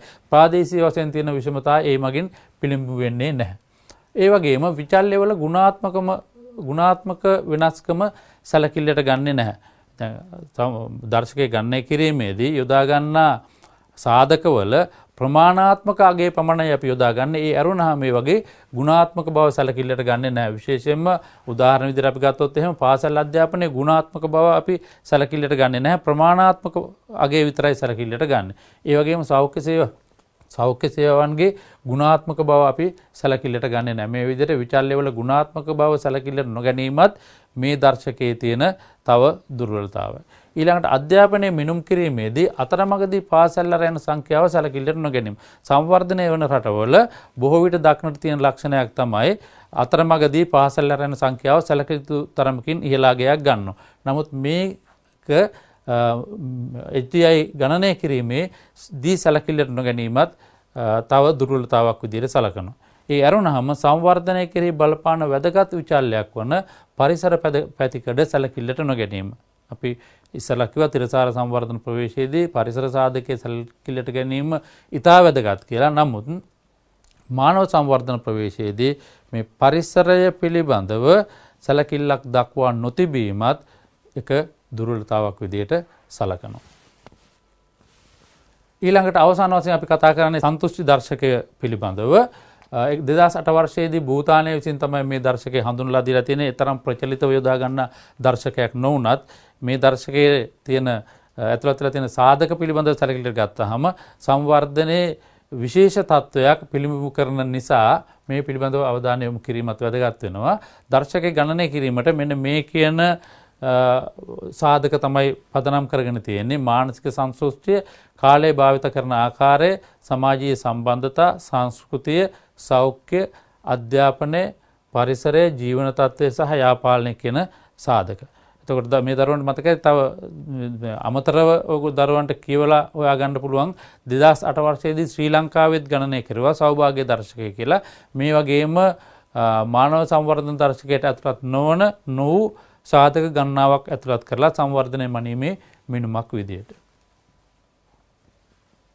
හොඳයි, අපි මේ දක්වා සාකච්ඡා කරේ අද දවසේ අපේ සාකච්ඡාව තිබුණේ සාකච්ඡා කරේ අපි 11 වෙනි නිපුණතාව පිළිබඳව. 11 වෙනි නිපුණතාවට අදාළ 11.1, 11.2 සහ 11.3 කියන නිපුණතා මට්ටම් අපි සාකච්ඡා කෙරුවා. එතන මේ වගේදී අපි විශේෂ අවධානයක් කරපු කාරණා තමයි ආර්ථික වර්ධනය කියන්නේ මොකක්ද? අපි ආර්ථික වර්ධනයේ අර්ථ දැක්වුවා, ආර්ථික වර්ධනයේ මනිනයට පිළිබඳව සාකච්ඡා කරුවා. ඒ වගේම අපි ආර්ථික සංවර්ධනය පිළිබඳව සාකච්ඡා කරුවා. විශේෂයෙන්ම සංවර්ධනය පිළිබඳව සාකච්ඡා කරුවා. සංවර්ධනයේ ප්‍රවේශ පිළිබඳව කතා කරුවා. ඒ වගේම සංවර්ධනය වන රටවල සංවර්ධිත බව අත්කරගත් රටවල ගුණාංග ගැන කතා කරුවා. ඒ වගේම සංවර්ධනයේ මනිනාකාරය පිළිබඳව කතා කරුවා. එතන මෙන්න මේ සංකල්ප දරුවන්ට ඉතා වැදගත් වෙනවා විභාගයට පිළිතුරු සැපීමේදී. හොඳයි අපි අදට දේශනය මෙතකින් හමාර කරනවා. ඊළඟට තවත් දේශනයකදී අපි හමු වෙනවා. ඒ දේශනයේදී අපි සාකච්ඡා කරන්නේ 11.4 සහ 11.5 කියන නිපුණතා මට්ටම්. ඔබ සැමට ආයුබෝවන්. ආයුබෝවන්. අද වැඩසටහනේදී අපි සාකච්ඡා කරන්නේ ආර්ථික විද්‍යාව විෂය නිර්දේශයට අදාළව 13 වෙනි ශ්‍රේණියේ 3 වෙනි වාරයට අදාළ වන 11 වෙනි නිපුණතාව සංවර්ධනයේ විවිධත්වය විග්‍රහ කරමින් තිරසාර සංවර්ධනයට දායක වීමේ ඇල්ම පැහැදිලි කරයි කියන නිපුණතාවට අදාළ 11.4 සහ 11.5 කියන නිපුණතා මට්ටම් මේ දරුවන්ට මතක ඇති පහුගිය වැඩසටහනේදී අපි 11.1 11.2 සහ 11.3 කියන නිපුණතා මට්ටම් පිළිබඳව සාකච්ඡා කරුවා. අද අපි ඉස්සරලාම සාකච්ඡා කරමු 11.4 නිපුණතා මට්ටම. 11.4 නිපුණතා මට්ටමින් කියවෙන්නේ ආදායම් විෂමතා මැනීමට යොදා ගන්නා සම්මත ක්‍රම පරීක්ෂා කරයි. ඒට අදාළ ඉගෙනුම්ඵල කිහිපයක් දැක්වෙනවා. එතකොට මේ ඉගෙනුම්ඵල තමයි නිපුණතා මට්ටම අධ්‍යයන අවසානයේදී සිසුන් අත්කරගනී කියලා අපි අපේක්ෂා කරන්නේ. හොඳයි අපි මාතෘකාවට ප්‍රවේශ වෙමු. අපි මාතෘකාවට පළවෙනියෙන්ම අපි සාකච්ඡා කරන්නේ ආදායම් ව්‍යාප්තිය සහ එහි විෂමතා පිළිබඳව. අපි ඉස්සලා බලමු ආදායම් ව්‍යාප්තිය කියන්නේ මොකක්ද කියන එක. ආදායම් ව්‍යාප්තිය කියලා කියන්නේ රටක ආදායම්, රටක උත්පාදනය වන ආදායම ඒ රටේ පුද්ගලයන් හෝ කුටුම්බ අතර බෙදී ගොස් ඇති ආකාරය නැත්නම් බෙදී යන ආකාරය. එතකොට සමාජයට පිළිගත හැකි සාධාරණයයි සැලකෙන ආකාරයට ආදායම බෙදී ගොස් නැති විට අපි කියනවා ආදායම් ව්‍යාප්තියේ විෂමතාවක් නැත්නම් අසමානතාවක් තියෙනවායි කියලා. හැබැයි මේකෙදී අපි අදහස් කරන්නේ නැහැ රටක උත්පාදනය වන ආදායම සියලුම දෙනා අතරේ සමානව බෙදී යා යුතුයි කියලා. හේතුව පුද්ගලයන්ට ආදායම් ලැබීම තීරණය වන සාධක ගණනාවක් තියෙනවා. පුද්ගලයන් කොයිතරම් ප්‍රමාණයක් නිෂ්පාදන ක්‍රියාවලියට දායක වෙනවද නැත්නම් කොයිතරම් කාලයක් කැප කරනවද නිෂ්පාදන ක්‍රියාවලියට. ඒ වගේම ඔවුන්ගේ අධ්‍යාපන මට්ටම, ඔවුන්ගේ මානව සංවර්ධනයේ මට්ටම, ඔවුන්ගේ දේපල හිමිකම, නිෂ්පාදන සාධකවල මිල ගණන් යනාදී සාධක රාශියක් මත තමයි පුද්ගල ආදායම් තීරණය වෙන්නේ. ඒ නිසා කිසි විටකත් අපි අපේක්ෂා කරන්නේ නැහැ පුද්ගලයන් සියලුම දෙනා අතර රටක උත්පාදනය වන ආදායම සමානව බෙදී යනවායි කියලා. කොහොමුණත් ආදායම වෙළඳපොළ ක්‍රමයක් තුළ සම්පත් බෙදී යාම තීරණය වෙන්නේ ආර්ථික කාර්යක්ෂමතාව අරමුණු කරගෙන. ඒ නිසා වෙළඳපොළ ආර්ථික ක්‍රමයක් තුළ සම්පත් බෙදී යාමේ අසමානතාවයක් පැවතියි කියලා අපිට බොහෝ විට අපේක්ෂා කරන්න පුළුවන්. මේ බෙදී යාමේ අසමානතාව සමාජයට සාධාරණයයි පිළිගත හැකි මට්ටමට වඩා වැඩි අසමානතාවකින් යුක්ත නම් සාමාන්‍යයෙන් රාජ්‍යයන් නැත්නම් ආණ්ඩුව මැදිහත් වෙලා ආදායම් ප්‍රතිව්‍යාප්ත කිරීමේ වැඩසටහන හරහා ආදායම් විෂමතාව අවම කිරීමට කටයුතු කරනවා. ඒතර ඊළඟට පැනනගෙන ප්‍රශ්නේ තමයි ඇයි ආදායම් ව්‍යාප්තියේ විෂමතාව අඩු විය යුත්තේ කියන එක. ආදායම් ව්‍යාප්තියේ විෂමතාව අඩුවීම හේතු ගණනාවක් නිසා වැදගත් වෙනවා. එකක් තමයි සාධාරණත්ව අරමුණ ඉටු කර ගැනීම. අපි දන්නවා ඕනෑම ආර්ථිකයක මූලික ආර්ථික අරමුණක් තමයි සාධාරණත්වය ඉටු කර ගැනීම. එතකොට සාධාරණත්ව අරමුණ ඉටු කර ගැනීම සඳහා ආදායම් ව්‍යාප්තියේ විෂමතාව අඩු විය යුතුයි. ඒ වගේම රටක ආර්ථික ස්ථායීතාව පවත්වා ගැනීම සඳහා, ඒ වගේම සමාජ ස්ථායීතාව පවත්වා ගැනීමට, දේශපාලන ස්ථායීතාව පවත්වා ගැනීමට, ඒ වගේම මානව සංවර්ධනයට, ඒ වගේම ජනතාවගේ ජීවන තත්ත්වය ඉහළ නැංවීම, මෙන්න මේ කාරණු සඳහා මෙන්න මේ හේතුන් නිසා අපි විශ්වාස කරනවා රටක ආදායම් ව්‍යාප්තියේ විෂමතාව නැත්නම් අසමානතාව අඩු විය යුතුයි කියලා. ආදායම් ව්‍යාප්තියේ ආකාරය පිළිබඳව කතා කරද්දී අපිට ප්‍රවේශ දෙකක් යටතේ සාකච්ඡා කරන්න පුළුවන් ආදායම් ව්‍යාප්තියේ ආකාර. ඒ තමයි කාර්යාත්මක ආදායම් ව්‍යාප්තිය සහ පුද්ගල ආදායම් ව්‍යාප්තිය. ඉස්සලා බලමු කාර්යාත්මක ආදායම් ව්‍යාප්තිය කියන්නේ මොකක්ද කියලා. කාර්යාත්මක ආදායම් ව්‍යාප්තියේදී සලකා බලන්නේ ආදායම් උත්පාදනය කිරීම සඳහා දායක වන මූලාශ්‍රය අනුව කොහොමද ආදායම බෙදී යන්නේ කියලා. දැන් අපි දන්නවා ආදායම් උත්පාදනය කිරීම සඳහා භූමිය, ශ්‍රමය, ප්‍රාග්ධනය, ව්‍යවසායකත්වය කියන මූලික නිෂ්පාදන 4 පාදක කරගන්න. දැන් මේ එක් සාධකයට ලැබෙන ප්‍රතිලාභ තමයි බදු කුලිය, වැටුප්, පොලි ලාභ. එතකොට රටක උත්පාදනය වන ආදායම වැටුප් විදිහට කොයිතරම් ප්‍රමාණයක් යනවද? බදු කුලිය විතර කොයිතරම් ප්‍රමාණයක් වෙන වෙනවද? පොලිය විදිහට කොයිතරම් ප්‍රමාණයක් වෙන වෙනවද? ලාභ විදිහට කොයිතරම් ප්‍රමාණයක් වෙන වෙනවද කියන කාරණය තමයි අපි කාර්යාත්මක ආදායම් ව්‍යාප්තියේදී සලකා බලන්නේ. ඊළඟට පුද්ගල ආදායම් ව්‍යාප්තියේදී බලන්නේ පුද්ගල ආදායම් ව්‍යාප්තියේදී අපි ආදායම උත්පාදනය වන මූලාශ්‍රය පිළිබඳ සලකන්නේ නැහැ. ওই මූලාශ්‍රය පිළිබඳව නොසලකා පුද්ගලයන්ට කොයිතරම් ආදායමක් ලැබෙනවද කියන එකයි සැලකිල්ලට භාජනය වෙන්නේ. එතකොට මේ දරුවෝ දන්නවා පුද්ගලයන්ට විවිධ මූලාශ්‍රය වලින් ආදායම් ලැබෙන්න පුළුවන්. සමහර විට පුද්ගලයෙක් ඉඩම් හිමියෙක් විදිහට බදු කුලිය ලැබෙන්න පුළුවන්. ශ්‍රමය සැපයීම නිසා වැටුප් ලැබෙන්න පුළුවන්. ප්‍රාග්ධන මෙවලම් හිමිකම නිසා පොලි ලැබෙන්න පුළුවන්. ව්‍යවසායකයෙක් විදිහට කටයුතු කරොත් එහෙම ලාභ ලැබෙන්න පුළුවන්. මේ විදිහට පුද්ගලයෙකුට මූලාශ්‍රය එකක් හෝ කිහිපයකින් ආදායම් ලැබෙන්න පුළුවන්. ඒතර ඒ වගේදී මූලාශ්‍රය මොකක්ද කියලා අපි සලකා බලන්නේ නැහැ. පුද්ගලයාට කොපමණ ආදායමක් ලැබුණද කියන එක විතරයි සැලකිල්ලට යොමු වෙන්නේ. මෙතෙන්දී දැන් අපිට පුද්ගල ආදායම් ව්‍යාප්තිය ආකාර දෙකකට සාකච්ඡා කරන්න පුළුවන්. එකක් නිරපේක්ෂ ආදායම් ව්‍යාප්තිය, අනිත් එක සාපේක්ෂ ආදායම් ව්‍යාප්තිය. නිරපේක්ෂ ආදායම් ව්‍යාප්තියේදී සලකා බලන නිරපේක්ෂ ආදායම් ව්‍යාප්තියේදී සිදු වෙන්නේ පුද්ගලයන්ට ආදායම ලැබෙන ආකාරය. ඒතර පුද්ගලයන්ට ලැබෙන ආදායම අපි කියන්නේ නිරපේක්ෂ ආදායම. පුද්ගලයෙකුට මේ නිරපේක්ෂ ලැබෙන නිරපේක්ෂ ආදායම අපි කරන්නේ ආදායම් කාණ්ඩ අනුව. ඉතින්ලා අපි ආදායම් කාණ්ඩ වලට වෙන් කරගන්නවා. වෙන් කරලා ඒ කාණ්ඩයට ඇතුළත් වන පුද්ගලයන් සංඛ්‍යාව සහ එහි ප්‍රතිශතය ගණනය කරනවා. එතකොට නිරපේක්ෂ ආදායම් ව්‍යාප්තියදී අපි කරන්නේ මේක අපිට සංසන්දනය කරන්න පුළුවන් සාපේක්ෂ ආදායම් ව්‍යාප්තියත් එක්ක. නිරපේක්ෂ ආදායම් ව්‍යාප්තියදී අපි කරන්නේ ආදායම් කාණ්ඩ කරනවා. ආදායම් කාණ්ඩ කරලා ඊට පස්සේ එක් ආදායම් කාණ්ඩයට අයත් වන පුද්ගලයන් සංඛ්‍යාව ගණනය කරොත් එහෙම අපිට පුළුවන් එක් ආදායම් කාණ්ඩයට ඇතුළත් වන පුද්ගලයන්ගේ ප්‍රතිශතය ගණනය කරගන්න. දැන් මේ වගුවෙන් දැක්වෙනවා අපි ආදායම් කාණ්ඩ කරලා තියෙනවා 5000 වූ ඊට අඩු 5001 සහ 10000 යන ආදී විදියට.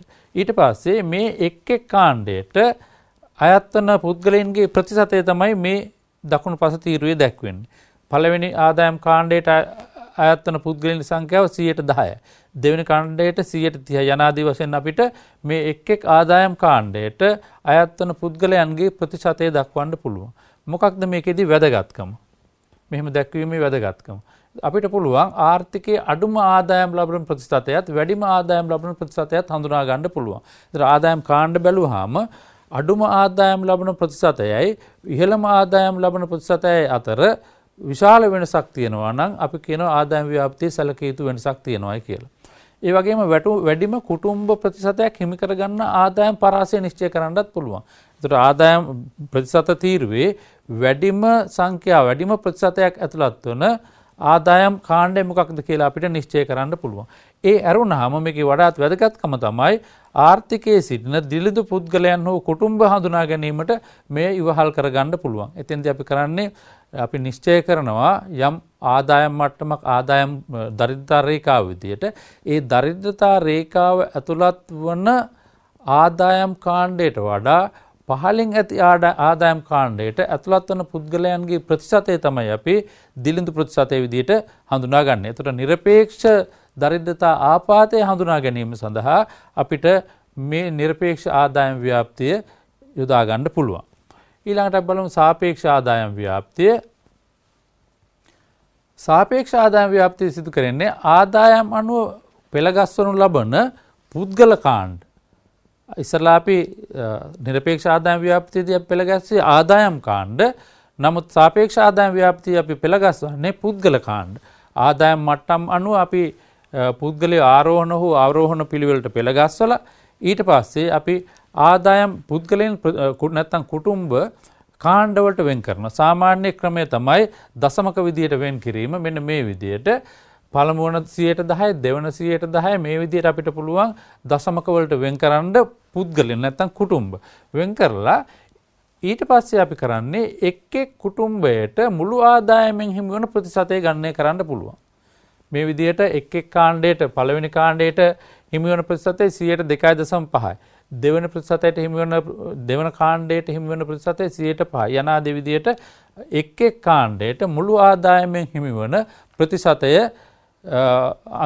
අඳුනා ගන්න පුළුවන් අපිට මේ සටහන් දිහා නිරීක්ෂණය කරපුවාම. දැන් මේකේ ඉහළම ආදායම් කාණ්ඩයට හිමි වන ආදායම් ප්‍රතිශතයත් පහළම ආදායම් කාණ්ඩයට හිමි වන ආදායම් ප්‍රතිශතයත් අතර විශාල වෙනසක් තියෙනවා. ඒතර ඒ මගින් පැහැදිලි වෙනවා මේ සලකා බලන ආර්ථිකයේ විශාල ආදායම් ව්‍යාප්ති විෂමතාවක් පවතිනවායි කියන එක. දැන් අපි ඉස්සලා කියපු විදිහට අපි පුළුවන් අඩුම ආදායම් පළමු වෙන කුටුම්බ කාණ්ඩයට නැත්නම් ආදායම් ලාභීන් කාණ්ඩයට මුළු ආදායමෙන් 2.5%යි දසවන කාණ්ඩයට අයිති වෙනවා 40%ක්. අපිට පේනවා ඊළඟට පහළම 20%ට හම්බ වෙන්නේ මුළු ආදායම 7.5%යි. ඉහළම 20%ට හම්බ වෙනවා 50%ක්. ඒතර මේකෙන් පැහැදිලි වෙනවා මේ සලකා බලන ආර්ථිකය නැත්නම් රටේ විශාල ආදායම් ව්‍යාප්තියේ විෂමතාවක් පවතිනවායි කියන එක. ඉහළම පහළම 20% මුළු ආදායමෙන් 7.5% හිමි කරගන්න අතර ඉහළම 20%ට හිමි වෙන මුළු ආදායම් ප්‍රතිශතය 58%ක්. ඉතින් ඒකෙන් පැහැදිලි වෙනවා මේ ආර්ථිකයේ විශාල විෂමතාවක් තියෙනවා ආදායම් ව්‍යාප්තිය කියන එක. දැන් අපි ඊළඟට බලමු ආදායම් ව්‍යාප්ති විෂමතාව මනින්නේ කොහොමද කියලා. ඒතර ආදායම් ව්‍යාප්තිය සම්බන්ධ ප්‍රතිපත්ති තීරණය කිරීමට නම් ප්‍රතිපත්ති සම්පාදකයින්ට ආදායම් ව්‍යාප්ති විෂමතාවයේ තත්ත්වය පිළිබඳ අවබෝධයක් පැවතිය යුතුයි. ඒ සඳහා අපි ආදායම් ව්‍යාප්ති විෂමතාව මැනිය යුතුයි. ආදායම් ව්‍යාප්ති විෂමතාව මැනීම සඳහා මිනුම් ගණනාවක් තියෙනවා. එකක් විවිධ ආදායම් කාණ්ඩවල මධ්‍යම ආදායම සංසන්දනය කිරීම. අපිට පුළුවන් විවිධ සාපේක්ෂ ආදායම් ව්‍යාප්තියේදී අපි ආදායම් කාණ්ඩ කෙරුවා, නිරපේක්ෂ ආදායම් ව්‍යාප්තියේදී අපි ආදායම් කාණ්ඩ කෙරුවා. ඒ කාණ්ඩයට අයත් වන මධ්‍යම ආදායම් සංසන්දනය කරන්න පුළුවන්. සාපේක්ෂ ආදායම් ව්‍යාප්තියේ අපි කිව්වා පළවෙනි 10%ට, දෙවෙනි 10%ට, තුන්වෙනි 10%ට යනාදී විදිහට අපි කාණ්ඩ කරලා ආදායම් ප්‍රතිශත කිව්වා. දැන් ඒ විදිහටම අපි නිරපේක්ෂ ආදායම් ව්‍යාප්තියේදී එක් එක් කාණ්ඩයට හිමි වන පුද්ගලයන් ප්‍රතිශතය ප්‍රකාශ කරුවා. ඒතර ඒ ආශ්‍රයෙන් අපිට පුළුවන් විවිධ ආදායම් කාණ්ඩවල මධ්‍යම ආදායම් සංසන්දනය කරන්න. ඊළඟට පුළුවන් ආදායමේ විචලතාව සහ සම්මත අපගමනයේ සංසන්දනය කරන්න. ඒ අරුණහම වඩාත් ප්‍රචලිතව යොදා ගන්නා මෙනුම තමයි ලෝරන්ස් වක්‍රය, ගිනි සංගුණකේ නැත්නම් ජිනි සංගුණකේ කියනවා අපි. ඊළඟට පංචම අපකිරණ මෙනුම. අපි බලමු මේ වයින් වඩාත් ප්‍රචලිතව යොදා ගන්නා ලෝරන්ස් වක්‍රය පළමුව. ලෝරන්ස් වක්‍රය මේකේ මේ ලෝරන්ස් වක්‍රය ගොඩනැගීමේ ගෞරවය හිමි වෙන්නේ මැක්ස්වෙල් ලෝරන්ස් කියන ඇමරිකානු ජාතික ගණිතඥයාට. ඔහු මේක ඇත්ත වශයෙන්ම ප්‍රස්ථාරික නිරූපණයක්. මේකෙදි කරන්නේ සිරස්අක්ෂයේ ආදායම් ප්‍රතිශතත් තිරස්අක්ෂයේ ආදායම් ලාභීන්ගේ ප්‍රතිශතත් දැක්වෙන චතුරස්‍ර සටහනක් ගොඩනංවනවා. මේ චතුරස්‍ර සටහනේ අපිට වම් කෙළවර මූල ලක්ෂයේ ඉඳලා චතුරස්‍රයට අඳින විකර්ණය අපි නම් කරනවා සම ආදායම් ව්‍යාප්ති රේඛාව කියලා. දැන් අපිට පුළුවන් මේ සටහන මත එක් එක් ආදායම් ප්‍රතිශත හිමි කරගන්නා ආදායම් ලාභීන්ගේ ප්‍රතිශත, එහෙම නැත්නම් ආදායම් ලාභීන් එක් එක් ආදායම් ලාභීන් හිමි කරගන්නා ආදායම් ප්‍රතිශත ලක්ෂ්‍ය ලකුණු කරන්න. එම ලක්ෂ්‍ය ලකුණු කරපුවාම ඒ ලක්ෂ්‍ය යා කිරීමෙන් ලැබෙන රේඛාවට අපි කියනවා ලෝරන්ස් වක්‍රය කියලා. ලෝරන්ස් වක්‍රය හැම විටම පිහිටන්නේ සම ආදායම් ව්‍යාප්ත රේඛාවෙන් දකුණු පස ත්‍රිකෝණය තුල. එතකොට ලෝරන්ස් වක්‍රයේ යම් විදියකින් සම ආදායම් ව්‍යාප්ත රේඛාව මත පිහිටියහොත් ඒකෙන් අදහස් වෙන්නේ ඒ රටේ ආදායම සියලුම දෙනා අතර සමාන ආකාරයෙන් ව්‍යාප්ත වෙලා තියෙනවායි කියන එක. ලෝරන්ස් වක්‍රය මේ OBA කියන තලය තුල පිහිටියහොත් ඒකෙන් අදහස් වෙන්නේ ආදායම ව්‍යාප්ති විෂමතාව උපරිමයි ආදායම එක් පුද්ගලයෙක් අත සංකේන්ද්‍රණය වෙලා තියෙනවායි කියන එක. සාමාන්‍ය සිදුවෙන්නේ ඔය අන්තයන් දෙකම නෙවෙයි. ලෝරන්ස් වක්‍රයේ මේ සම ආදායම් ව්‍යාප්ත රේඛාවෙන් දකුණු පස පිහිටි ත්‍රිකෝණය තුල පිහිටීම. මේ ලෝරන්ට්ස් වක්‍රය සම ආදායම් ව්‍යාප්ත රේඛාවට ආසන්න වෙන්න ආදායම් ව්‍යාප්තියේ විෂමතාව අඩුවන අතර ලෝරන්ට්ස් වක්‍රයේ සම ආදායම් ව්‍යාප්ත රේඛාවෙන් දුරස් වන තරමට ආදායම් ව්‍යාප්තියේ විෂමතාව වැඩි වෙනවා. එතකොට අපිට පුළුවන් ලෝරන්ට්ස් සලකා බලන ආර්ථිකය සම්බන්ධයෙන් ලෝරන්ට්ස් වක්‍රය ගොඩනගලා ඒ ආශ්‍රයෙන් ඒ ආර්ථිකයේ ආදායම් ව්‍යාප්තියේ විෂමතාව නැත්නම් අසමානතාව හඳුනා ගන්න. හොඳයි අපි ඊළඟට බලමු අනෙක් ආදායම් ව්‍යාප්ති විෂමතාව මන්න අනෙක් මිනුම ගිනි සංගුණකය. මේක ගිනි සංගුණකය කියලා ව්‍යවහාර කරනවා, ගිනි සංගුණක විදිහටත් පාවිච්චි කරනවා. මේ මිනුම ව්‍යුත්පන්න කිරීමේ ගෞරවය වෙන්නේ කොරාඩෝ ගිනි කියන ඉතාලි ජාතික ගණිතඥයාට. මේ මිනුම පාවිච්චි කරලා අපිට පුළුවන් රටක ආදායම් ව්‍යාප්ති විෂමතාව තනි ඉලක්කමකින් දක්වන්න. ලෝරන්ට්ස් වක්‍රයේදී අපි ප්‍රස්ථාරයක් ඇසුරෙන් ගණනය කෙරුවේ. නමුත් අපිට පුළුවන් ගිනි සංගුණකයේ භාවිතයෙන් සංඛ්‍යාත්මකව දක්වන්න ආදායම් ව්‍යාප්ති විෂමතාව. එතකොට ගිනි සංගුණකයේ ගණනය කිරීම සඳහා යොදාගත හැකි මිනුම් ක්‍රම රාශියක් තියෙනවා, ගණනාවක් තියෙනවා. ඒ අතරින් වඩාත් ප්‍රචලිත සහ පහසුම ක්‍රමය තමයි ලෝරන්ට්ස් වක්‍රයේ ආශ්‍රයෙන් ගිනි සංගුණකයේ ගණනය කිරීම. මේ සටහනේ දැක්වෙන ප්‍රකාශයේ සූත්‍රය පාවිච්චි කරන්න පුළුවන් ගිනි සංගුණකයේ ගණනය කිරීම සඳහා සම ආදායම් ව්‍යාප්ත රේඛාවත් ලෝරන්ට්ස් වක්‍රයත් අතර කොටසේ ක්ෂේත්‍රඵලය OAB ත්‍රිකෝණයේ ක්ෂේත්‍රඵලයෙන් බෙදනවා. අපි මේ සම ආදායම් ව්‍යාප්ත රේඛාවත් ලෝරන්ට්ස් වක්‍රයත් අතර කොටසේ ක්ෂේත්‍රඵලය බෙදනවා සම ආදායම් ව්‍යාප්ත රේඛාවෙන් දකුණු පස ත්‍රිකෝණයේ ක්ෂේත්‍රඵලයෙන්. සංකේත වලින් අපි ප්‍රකාශ කරුවොත් එහෙම C කියන කොටසේ ක්ෂේත්‍රඵලය බෙදනවා C ධන D කියන කොටසේ ක්ෂේත්‍රඵලය. මෙහෙම බෙදපුවාම ලැබෙන අගය ගිනි සංගුණකයේ සඳහා ලැබෙන අගය බිඳුව සහ 1 අතර පිහිටනවා. ලෝරන්ට්ස් වක්‍රයේ සම ආදායම් ව්‍යාප්ත රේඛාව මත පිහිටලා තිබුණොත් ගිනි සංගුණකයේ අගය ශූන්‍යයි.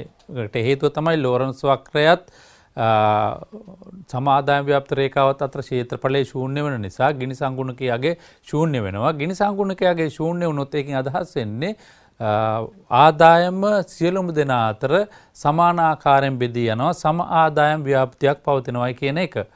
ලෝරන්ට්ස් වක්‍රයේ OAB තලය මත පිහිටියහොත් ගිනි සංගුණකයේ අගය 1යි. එහෙම වුණොත් එහෙම ගිනි සංගුණකයේ අගය 1 වෙනවා, ආදායම් ව්‍යාප්ති විෂමතාව උපරිම වෙනවා. එයින් අදහස් වෙන්නේ ආදායම මුළුමනින්ම එක් පුද්ගලයෙක් අත සංකේන්ද්‍රණය වෙලා තියෙනවායි කියන එක. එතකොට මෙන්න මේ අන්ත දෙක ගිනි සංගුණකයේ ශූන්‍ය වීමත් 1 වීමත් අතර අන්ත දෙක තුළ අගයක් ගන්නවා බොහෝ විට රටවල ආදායම් ව්‍යාප්ති විෂමතාවය දක්වන ගිනි සංගුණකයේ අගය. ඊළඟට ගිනි සංගුණකයේ ආදායම් ව්‍යාප්ති විෂමතාව මැනීමේ මිනුමක් විදියට යම් අවාසි නැත්නම් ප්‍රබලතාවක් තියෙනවා, දුපලතාවක් තියෙනවා. අපි තා කෙටියෙන් බලමු මොනවද මේකේ තියෙන වාසි නැත්නම් ප්‍රබලතා කියලා. ආදායම් ව්‍යාප්තිය වඩා හොඳින් මැනිය හැකි මිනුමක් ලෙස භාවිත කළ හැකි වීම. අපි අර මුලින් කිව්වා වගේ මේක ලෝරන්ට්ස් වක්‍රය වගේ ප්‍රස්ථාරික නිරූපණයක් නෙවෙයි, තනි ඉලක්කමකින් දක්වන මිනුමක්. ඒ නිසා අපිට පුළුවන් ගිනි සංගුණකයේ භාවිතයෙන් වඩා හොඳින් ආදායම් ව්‍යාප්ති විෂමතාව මනින්න. දෙවැනි එක විවිධ ජන කණ්ඩායම් අතරද රටවල් අතරද ආදායම් ව්‍යාප්තිය සැසඳීමට භාවිත කළ හැකි මිනුමක් වීම. එතකොට අපිට පුළුවන් රටක් සම්බන්ධයෙන් මෙන්ම රටක් තුල තියෙන විවිධ ප්‍රදේශ සඳහාද ගිනි සංගුණකයේ ගණනය කරලා ආදායම් ව්‍යාප්ති විෂමතාව පිළිබඳව අදහසක් ලබා ගන්න. ඒ අරුණහම ආදායම් ව්‍යාප්තිය සරලව අර්ථ දැක්වීම සඳහා භාවිතා කළ හැකි වීම. ඉතා සරලයි. මේ සංගුණකයේ භාවිතයෙන් අපිට ආදායම් ව්‍යාප්ති විෂමතාවක් තියෙනවද නැද්ද, ඒකේ තරම කොයිතරම් ප්‍රමාණයක්ද කියන එක පිළිබඳ අවබෝධයක් ලබා ගන්න පුළුවන්. ඊට අමතරව මේ මිනුමේ තියෙන තවත් විශේෂ වාසියක් තමයි හොඳ මිනුමක පැවතිය යුතු මූලධර්ම 4ක් සපුරාලන. හොඳ මිනුමක පැවතිය යුතු මූලධර්ම 5ක් දක්වන මූලධර්ම 4 සපුරාලනවා ගිනි සංගුණකයේ මගින්. එකක් නිර්නාමික භාවය. මිනුම ගණනය කිරීමේදී ඉහළ ආදායම් උපයන්නේ කවුද, පහළ ආදායම් උපයන්නේ කවුද කියන එක පිළිබඳව සැලකීමක් කරන්නේ නැහැ. ඒ වගේම පරිමාණ ස්වායත්තතාව. ආර්ථිකයේ විශාල එකක්ද, කුඩා එකක්ද, දිලිඳු රටක්ද, පොහොසත් රටක්ද කියන එක පිළිබඳව සැලකීමක් නැහැ. ඒක අපි එකකින් පරිමාණ ස්වායත්තතාව කියන එකකින් අදහස් කරන්නේ ඒකයි. ඊළඟට ජනසංඛ්‍යා ස්වායත්තතාව. සලකා බලන රටේ ජනසංඛ්‍යාව විශාල ප්‍රමාණයක් ඉන්නවද කුඩා ප්‍රමාණයක් ඉන්නවද කියන එක පිළිබඳව සලකන්නේත් නැහැ. ඒ වගේම පැවරුම් මූලධර්මය ධනවත් පුද්ගලයන්ගේ ආදායම යම් ප්‍රමාණයක් දිළිඳු පුද්ගලයන් වෙත ලබා දීමේ ප්‍රතිඵල වශයෙන් ඇතිවන ආදායම විෂමතාව බොහෝ දුරට සමාන වීම. මෙන්න මේ කියන මූලධර්ම 4 සපුරාලනවා ගිනි සංගුණකයේ ඒකත් මේ මිනුමේ තියෙන හොඳ ගුණාංගයක්. මේ විදිහේ හොඳ ගුණාංග පවතින අතරම යම් යම් දුර්වලතාවත් පවතිනවා. අපි බලමු ගුණි සංගුණකයේ අවාසි නැත්නම් දුර්වලතා මොනවද කියලා.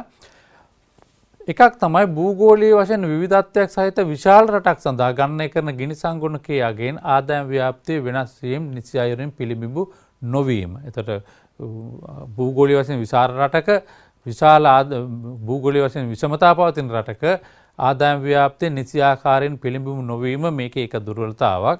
ඒ වගේම පුද්ගලයන්ට කුටුම්බවලට ද්‍රව්‍ය වශයෙන් සැපේන සහනාධාර ගිනි සංගුණකයේ ගණනය කිරීමේදී ඇතුළත් නොවීම. පුද්ගලයන්ට හෝ කුටුම්බවලට මූල්‍යමය වශයෙන් ලැබෙන සහනාධාර මේ සංගුණකයේ ගණනය කිරීමේ සැලකිල්ලට ගන්නවා. නමුත් ද්‍රව්‍ය වශයෙන් ලැබෙන සහනාධාර සැලකිල්ලට නොගැනීම නිසා ගිනි සංගුණකයේ යගේ යම් ආකාරයක අඩුතක්සේරුවකට ලක් වෙනවා. ඊළඟට කුටුම්බ අතර ආදායම් ව්‍යාප්තිය සඳහා තනි පුද්ගලයන් අතර ආදායම් ව්‍යාප්තිය සඳහා ගණනය කරන ගිනි සංගුණකයේ අගය අතර වෙනසක් පැවතීම. මේ දරුවන්ට පුළුවන් මහ බැංකු වාර්ෂික වාර්තාවේ සංඛ්‍යා ලේඛන පරිශීලනයට ගියාම හොයා ගන්න පුළුවන් ආදායම් ව්‍යාප්ති විෂමතාව පිළිබඳව දැක්වෙන සංඛ්‍යා සටහන.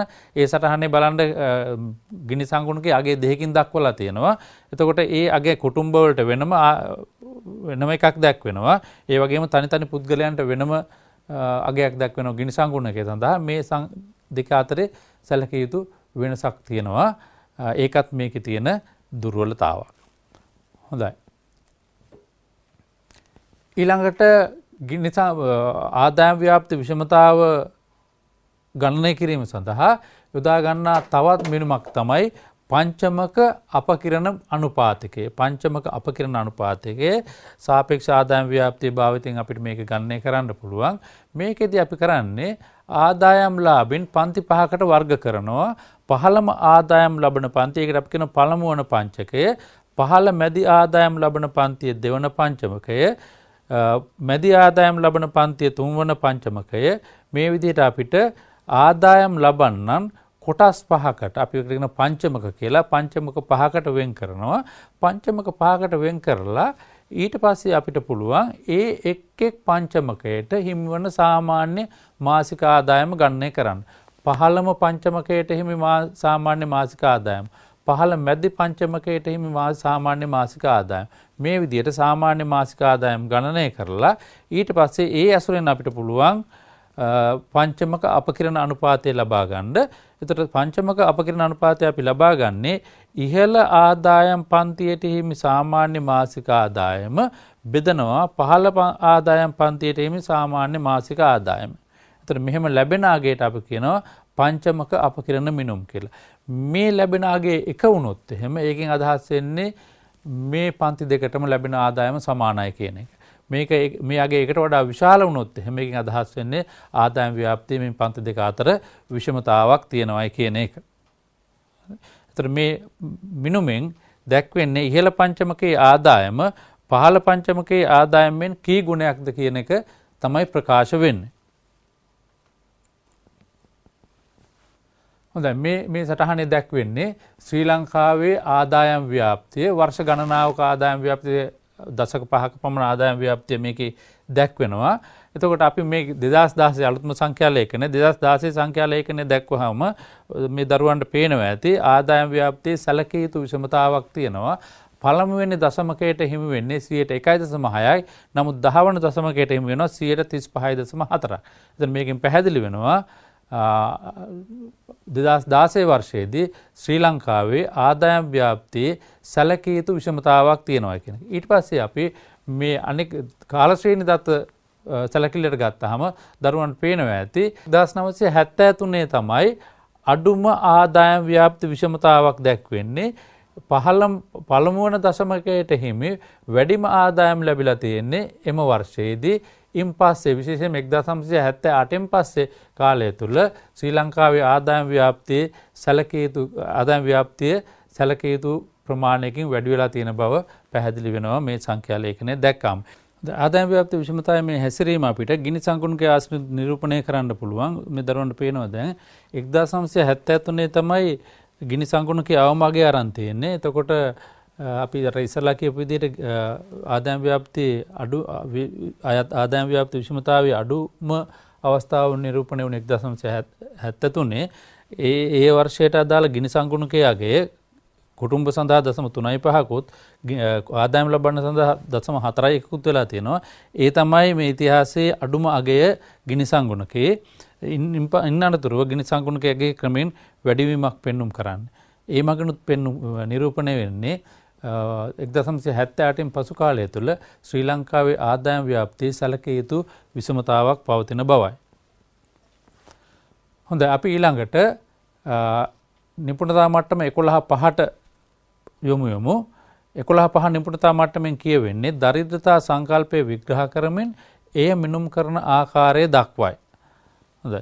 ඊට අදාළ ඉගෙනුම් ඵල මේ තිරේ දැක්වෙන්නේ අනෙකුත් නිපුණතා මට්ටම් වලදී වගේම මේ නිපුණතා මට්ටමේදී මේ දරුවන් මේ දැක්වෙන ඉගෙනුම් ඵල සාක්ෂාත් කරගනී කියලා අපි අපේක්ෂා කරනවා. හොඳයි අපි ඉස්සරලාම යමු දරිද්‍රතාව පිළිබඳව කතා කරන්න. දැන් අපි සාමාන්‍යයෙන් කියනවා මානව වර්ගයා 21 වෙනි සතවර්ෂයේ මුහුණ දෙන ප්‍රබලතම සමාජ ආර්ථික අභියෝගය තමයි දරිද්‍රතාව කියලා. ඒකට හේතුව තමයි ලෝක ජනගහනයෙන් සැලකිය යුතු ප්‍රතිශතය. පහුගිය දශක කිහිපය තුළ දරිද්‍රතාවයේ යම් අඩුවීමක් නිරූපණය වුණත් ලෝක ජනගහනයෙන් සැලකිය යුතු ප්‍රතිශතයක් දැනටත් අපි සලකන්නේ දිලින්දන් විදියට. ලෝක බැංකුවේ ගණනය කිරීම වලට අනුව ලෝක ජනගහනයෙන් 10%ක් ආසන්න වශයෙන් මිලියන 736ක් අන්ත දිලින්දන් විදියටයි ගණනය කෙරෙන්නේ. ඒ අතරින් උපසහරා අප්‍රිකාව දකුණු ආසියාවේ සහ උපසහරා අප්‍රිකාවේ තමයි දරිද්‍රතාව වැඩිම දරිද්‍රතා බරක් දකින්න පුළුවන්. ඒ අතරිනුත් උපසහරා අප්‍රිකාව දැක්වෙන්නේ දුප්පතුන්ගේ නිවහන විදියට. එම කලාපයේ ජනගහනයෙන් 42%ක් අන්ත දිලින්දන් විදියට සැලකෙනවා. දකුණු ආසියාව ගත්තොත් එහෙම දකුණු ආසියාවේ මුළු ජනගහනයෙන් 16%ක් දිලින්දන්ගේ ගණයට අයත් වෙන්නේ. දැන් දරිද්‍රතාව පිළිබඳව මේ දරිද්‍රතාව සමාජ ආර්ථික ප්‍රශ්නයක් විතර හඳුනා ගැනීමත් සමගම ලෝකේ රටවල් ජාත්‍යන්තර ප්‍රජාව අන්තර්ජාතික ආයතන දරිද්‍රතාව පිටු දැකීම සඳහා විවිධ වැඩසටහන් ක්‍රියාත්මක කරනවා. හැබැයි මෙතන දරිද්‍රතාවයේ දැකිය හැකි විශේෂ ලක්ෂණය වන්නේ දරිද්‍රතාවයේ හේතු සාධක ඒ වගේ ලක්ෂණ ප්‍රතිවිපාක පුද්ගලයාගෙන් පුද්ගලයාට සමාජයෙන් සමාජයට රටින් රටට ප්‍රදේශයෙන් ප්‍රදේශයට වෙනස් වෙනවා. මේකට හේතුව දරිද්‍රතාව බහුමාන සංකල්පයක් වීම නැත්නම් බහුමාන ප්‍රපංචයක් කියලා අපි කියනවා. දරිද්‍රතාවට තුඩු දෙන හේතු පුද්ගලයාගෙන් පුද්ගලයාට රටින් රටට වෙනස් වෙනවා. ඒ මගේ නිරූපණය වන ලක්ෂණත් ඒ විදියයි. ඒ වගේම දරිද්‍රතාවයේ ප්‍රතිඵලත් පුද්ගලයාගෙන් පුද්ගලයාට රටින් රටට ප්‍රදේශයෙන් ප්‍රදේශයට වෙනස් වෙනවා. මේ නිසා දරිද්‍රතාව අර්ධදැක්වීම සම්බන්ධයෙන් සමාජ ආර්ථික විද්‍යාඥයන් අතර හෝ අන්තර්ජාතික ආයතන අතර පොදු එකඟතාවක් නැහැ. ඒ නිසා තමයි දරිද්‍රතාව අර්ථ දැක්වීම සඳහා අර්ථ දැක්වීම් රාශියක් ඉදිරිපත් කරලා තියෙන්නේ. දරිද්‍රතාවයේ හේතු ලක්ෂණ සහ ප්‍රතිවිපාක පදනම් කරගෙන විවිධ පුද්ගලයන් විවිධ ආයතන දරිද්‍රතාව විවිධ ආකාරයෙන් අර්ථ දක්වලා තියෙනවා. දරිද්‍රතාව අර්ථ දැක්වීම පිළිබඳව සාකච්ඡා කරනකොට අමතක කළ නොහැකි චරිතයක් තමයි අමාත්‍ය සෙන් නොබෙල් සම්මානලාභී අමාත්‍ය සෙන්. ඔහු තමයි දරිද්‍රතාව සම්බන්ධයෙන් දැනට පොදුවේ පිළිගෙන තියෙන වඩාත් පුළුල්ම නිර්වචනය ඉදිරිපත් කරුවේ. ඔහුට අනුව දරිද්‍රතාව කියලා කියන්නේ මූලික හැකියාවන්ගේ විහීනතාව. capability deprivation කියලා කියන්නේ අපි මූලික හැකියාවන්ගේ විහීනතාව. ඔහුට අනුව ආහාර පාන නිවාස අධ්‍යාපනය සෞඛ්‍ය පහසුකම් පානීය ජලය සනීප ආරක්ෂාව යනාදී මූලික අවශ්‍යතා වගේම නිදහස ආත්මාභිමානය ගෞරවය ප්‍රජාතන්ත්‍රවාදී අයිතිවාසිකම් බල සහිත වීම යනාදී පුළුල් වූ මානයන් රාශියක් දරිද්‍රතාව මගින් ආවරණය කරනවා. මෙන්න මේ වගේ විහීනතාවත් මූලික අවශ්‍යතාව වගේම අනෙකුත් මේ කියන වඩාත් පුළුල් වූ මානයන්ගේ විහීනතාවත් දරිද්‍රතාවට ඇතුළත් වෙනවා කියන එක තමයි ඔහුගේ අර්ථ දැක්වීමෙන් ප්‍රකාශ වෙන්නේ. කොහොම වුණත් දරිද්‍රතාව මැනීමේත් විශ්ලේෂණය කිරීමේත් පහසුව සහ සරල බව සඳහා අපි ආදායම හෝ පරිභෝජන වියදම පදනම් කරගත්ත දරිද්‍රතාවයන් වඩාත් ප්‍රචලිතව යොදා ගන්නවා. එහෙම නැත්නම් ආදායම හෝ පරිභෝජන වියදම පදනම් කරගත් අර්ථ දැක්වීම වලට වඩා ප්‍රමුඛත්වයක් හිමි වෙනවා. හේතුව අපි අර මුලින් සඳහන් කරපු විදිහට විශ්ලේෂණය කිරීම ඉතා පහසු, ඒ වගේම මැනීමත් පහසු නිසා. මේ නිසා අපි පොදුවේ පරිභෝජන වියදම එහෙම නැත්නම් ආදායම පදනම් කරගෙන දරිද්‍රතාව අර්ථ දැක්වුවොත් එහෙම පොදු අර්ථ දැක්වීමක් අපිට දෙන්න පුළුවන්. සමාජයේ පිළිගත් අවම ජීවන මට්ටමක් පවත්වා ගැනීම සඳහා අවශ්‍ය මූලික අවශ්‍යතා සපුරා ගැනීමට ප්‍රමාණවත් ආදායමක් නොමැතිකම. ඒතර අපි දරිද්‍රතාව ආදායම මත ආදායම් පදනම් කරගෙන අර්ථ දැක්වුවාම අපිට කියන්න පුළුවන් සමාජයේ පිළිගත් අවම ජීවන මට්ටමක් පවත්වා ගැනීම සඳහා අවශ්‍ය මූලික අවශ්‍යතා සපුරා ගැනීමට ප්‍රමාණවත් ආදායමක් නොතිබීම දුප්පත්කමයි කියලා. මෙහෙම මේ අර්ථ දැක්වීමට අපි කියනවා ආදායම් දරිද්‍රතාව කියලා. මේ වගේ මේ පදනම යොදාගෙන අපි දරිද්‍රතාව අර්ථ දක්වපුවාම අපි ඒකට කියනවා ආදායම් දරිද්‍රතාව කියලා. ආදායම් දරිද්‍රතාවයේ ආකාර දෙකක් අපිට හඳුනා ගන්න පුළුවන්. නිරපේක්ෂ දරිද්‍රතාව සහ සාපේක්ෂ දරිද්‍රතාව කියලා. නිරපේක්ෂ දරිද්‍රතාව කියලා කියන්නේ පුද්ගලයෙකුට හෝ කුටුම්බයකට තමන්ගේ අවශ්‍යතාවන් තමන්ගේ මූලික අවශ්‍යතාවන් සපුරාගත නොහැකි නම් අපි ඔහු කියනවා ඔහු නිරපේක්ෂව දිළිඳු පුද්ගලයෙක් කියලා. යම් පුද්ගලයෙකුට තමන්ගේ අවශ්‍යතාවන් සපුරාගත නොහැකි නම්, තමන්ගේ මූලික අවශ්‍යතාවන් සපුරාගත නොහැකි නම් අපි ඒ පුද්ගලයා නිරපේක්ෂව දුප්පත් පුද්ගලයෙක් විදිහට හඳුන්වනවා. සාපේක්ෂ දරිද්‍රතාවයේදී සලකා බලන්නේ පුද්ගලයෙක් තවත් පුද්ගලයෙකුට හෝ තවත් කුටුම්බයකට හෝ තවත් සමාජයකට පුද්ගල කණ්ඩායමකට සාපේක්ෂව ඔහුගේ සමාජ ආර්ථික තත්ත්වය කොහොමද කියන එක. එතෙන්දි කරන්නේ අපි පුද්ගලයන් අතර සංසන්දනය කිරීමක්. ඒතකොට දරිද්‍රතාව පිටු දැකීමේ වැඩසටහන් වලදී අවධානය යොමු වෙන්නේ මෙන්න මේ නිරපේක්ෂ දරිද්‍රතාව පිටු දැකීම පිළිබඳව. ඒකට හේතුව මානව සමාජය තුළ සාපේක්ෂ දරිද්‍රතාව අර්ථ දැක්වීම ප්‍රායෝගිකව කළ හැකි කාර්යයක් නෙවෙයි. ඒ නිසා දරිද්‍රතාව පිටු දැකීමේ වැඩසටහන් මූලික වශයෙන් යොමු වෙන්නේ නිරපේක්ෂ දරිද්‍රතාව පිටු දැකීම කෙරෙහි. එතකොට රටක නිරපේක්ෂ දරිද්‍රතාවයේ තරම දැක්වීම සඳහා යොදා ගන්නා මිනුව වෙන්නේ දරිද්‍රතා ආපාතය. පවර්ටි ඉන්සිඩන්ස් කියනවා අපි. දරිද්‍රතා ආපාතයේ ආකාර දෙකකට දක්වන්න පුළුවන්. එකක් ජාතික දරිද්‍රතා ආපාතය, අනිත් එක ජාත්‍යන්තර දරිද්‍රතා ආපාතය. ජාතික දරිද්‍රතා ආපාතයේදී අපි කරන්නේ රටක පුද්ගලයෙකුට මූලික අවශ්‍යතා සපුරා ගැනීමට අවශ්‍ය ආදායම් මට්ටම අර්ථ දක්වන අපි ඒකට කියනවා දරිද්‍රතා රේඛාව කියලා. ඊට පස්සේ එම දරිද්‍රතා රේඛාවෙන් දැක්වෙන ආදායම් මට්ටමට වඩා අඩු ආදායම් නැත්නම් ඊට වඩා පහළින් ආදායම් ලබන පුද්ගලයන් සංඛ්‍යාව රටේ මුළු ජනගහනයෙන් බෙදුවාම ලැබෙන අගයට අපි කියනවා දරිද්‍රතා ආපාතය කියලා. ඒ ලැබෙන අගය ප්‍රතිශත 100න් ගුණ කරලා ගත්තහම ප්‍රතිශතයක් විදිහට දක්වන්න පුළුවන්. එතකොට දරිද්‍රතා රේඛාවට පහළින් සිටින පුද්ගලයන් සංඛ්‍යාව මුළු ජනගහනයේ ප්‍රතිශතයක් විදිහට දක්වපුවාම ඒ නාගයට අපි කියනවා දරිද්‍රතා ආපාතය කියලා. ජාත්‍යන්තර දරිද්‍රතා ආපාතය. දැන් ශ්‍රී ලංකාවේ දරිද්‍රතා රේඛාව දරිද්‍රතා ආපාතය ගණනය කිරීම සඳහා දරිද්‍රතා රේඛාව ගණනය කරන්නේ ජනහා සංඛ්‍යා ලේඛන දෙපාර්තමේන්තුව. එතකොට නිල දරිද්‍රතා රේඛාව ගණනය කිරීමේදී පුද්ගලයෙකුට දෛනිකව ඒක පුද්ගල ආහාරමය ශක්ති පරිභෝජන අවශ්‍යතා සහ ආහාර නොවන අවශ්‍යතා සපුරා ගැනීමට අවශ්‍ය අවම ආදායම තමයි සැලකිල්ලට ගන්න. මේ දරිද්‍රතා රේඛාවට අපි කියන පරිභෝජන දරිද්‍රතා රේඛාව කියලා. එතකොට කාලයත් සමග පිරිවැහි ඇතිවන වෙනස්කම් සැලකිල්ලට අරගෙන දරිද්‍රතා රේඛාවේ අගය මාසිකව සකසනවා පිරිවැහි ඇතිවන වෙනස්කම් වලට අනුව. ජාත්‍යන්තර දරිද්‍රතා ආපාතය ප්‍රකාශයට පත් කරන්නේ ලෝක බැංකුව 2015 වර්ෂයේ ඉඳලා දරිද්‍රතා ආපාතය ගණනය කිරීම සඳහා දරිද්‍රතා රේඛාව විදිහට සලකන්නේ ඩොලර් 1.9ක්. ඩොලර් 1.9 තමයි දරිද්‍රතා රේඛාවේ සීමාව විදිහට සලකන්නේ. ඒ ආදායමට වඩා අඩු ආදායම් ලබන පුද්ගලයන් දිළිඳු පුද්ගලයන් විදිහට සැලකෙනවා. මේ ආදායම් රේඛාව සම්බන්ධ රටවල් සඳහා ඩොලර් 2.5ක් විදිහට සලකන්නේ. 2015 වර්ෂය ගත්තහම අපි අර මුලින් සඳහන් කරපු විදිහට ඩොලර් 1.9ට වඩා අඩුවෙන් ආදායම් ලබන පුද්ගලයන් සංඛ්‍යාව මිලියන 736ක් වෙනවා. අපි උන් කියන්නේ අන්ත දිලිඳු පුද්ගලයන් විදිහට ප්‍රතිශතයක් විදිහට ගත්තොත් මේ සංඛ්‍යාව 10%ක් වෙනවා. උපසාහාර අප්‍රිකානු කලාපයේ මේ ප්‍රතිශතය 42ක්. අපිත් ජීවත් වන දකුණු ආසියානු කලාපයේ මේ ප්‍රතිශතය 16ක් වෙනවා. හොඳයි. ඊළඟට අපි බලමු දරිද්‍රතා මනින්නේ කොහොමද කියන එක පිළිබඳව.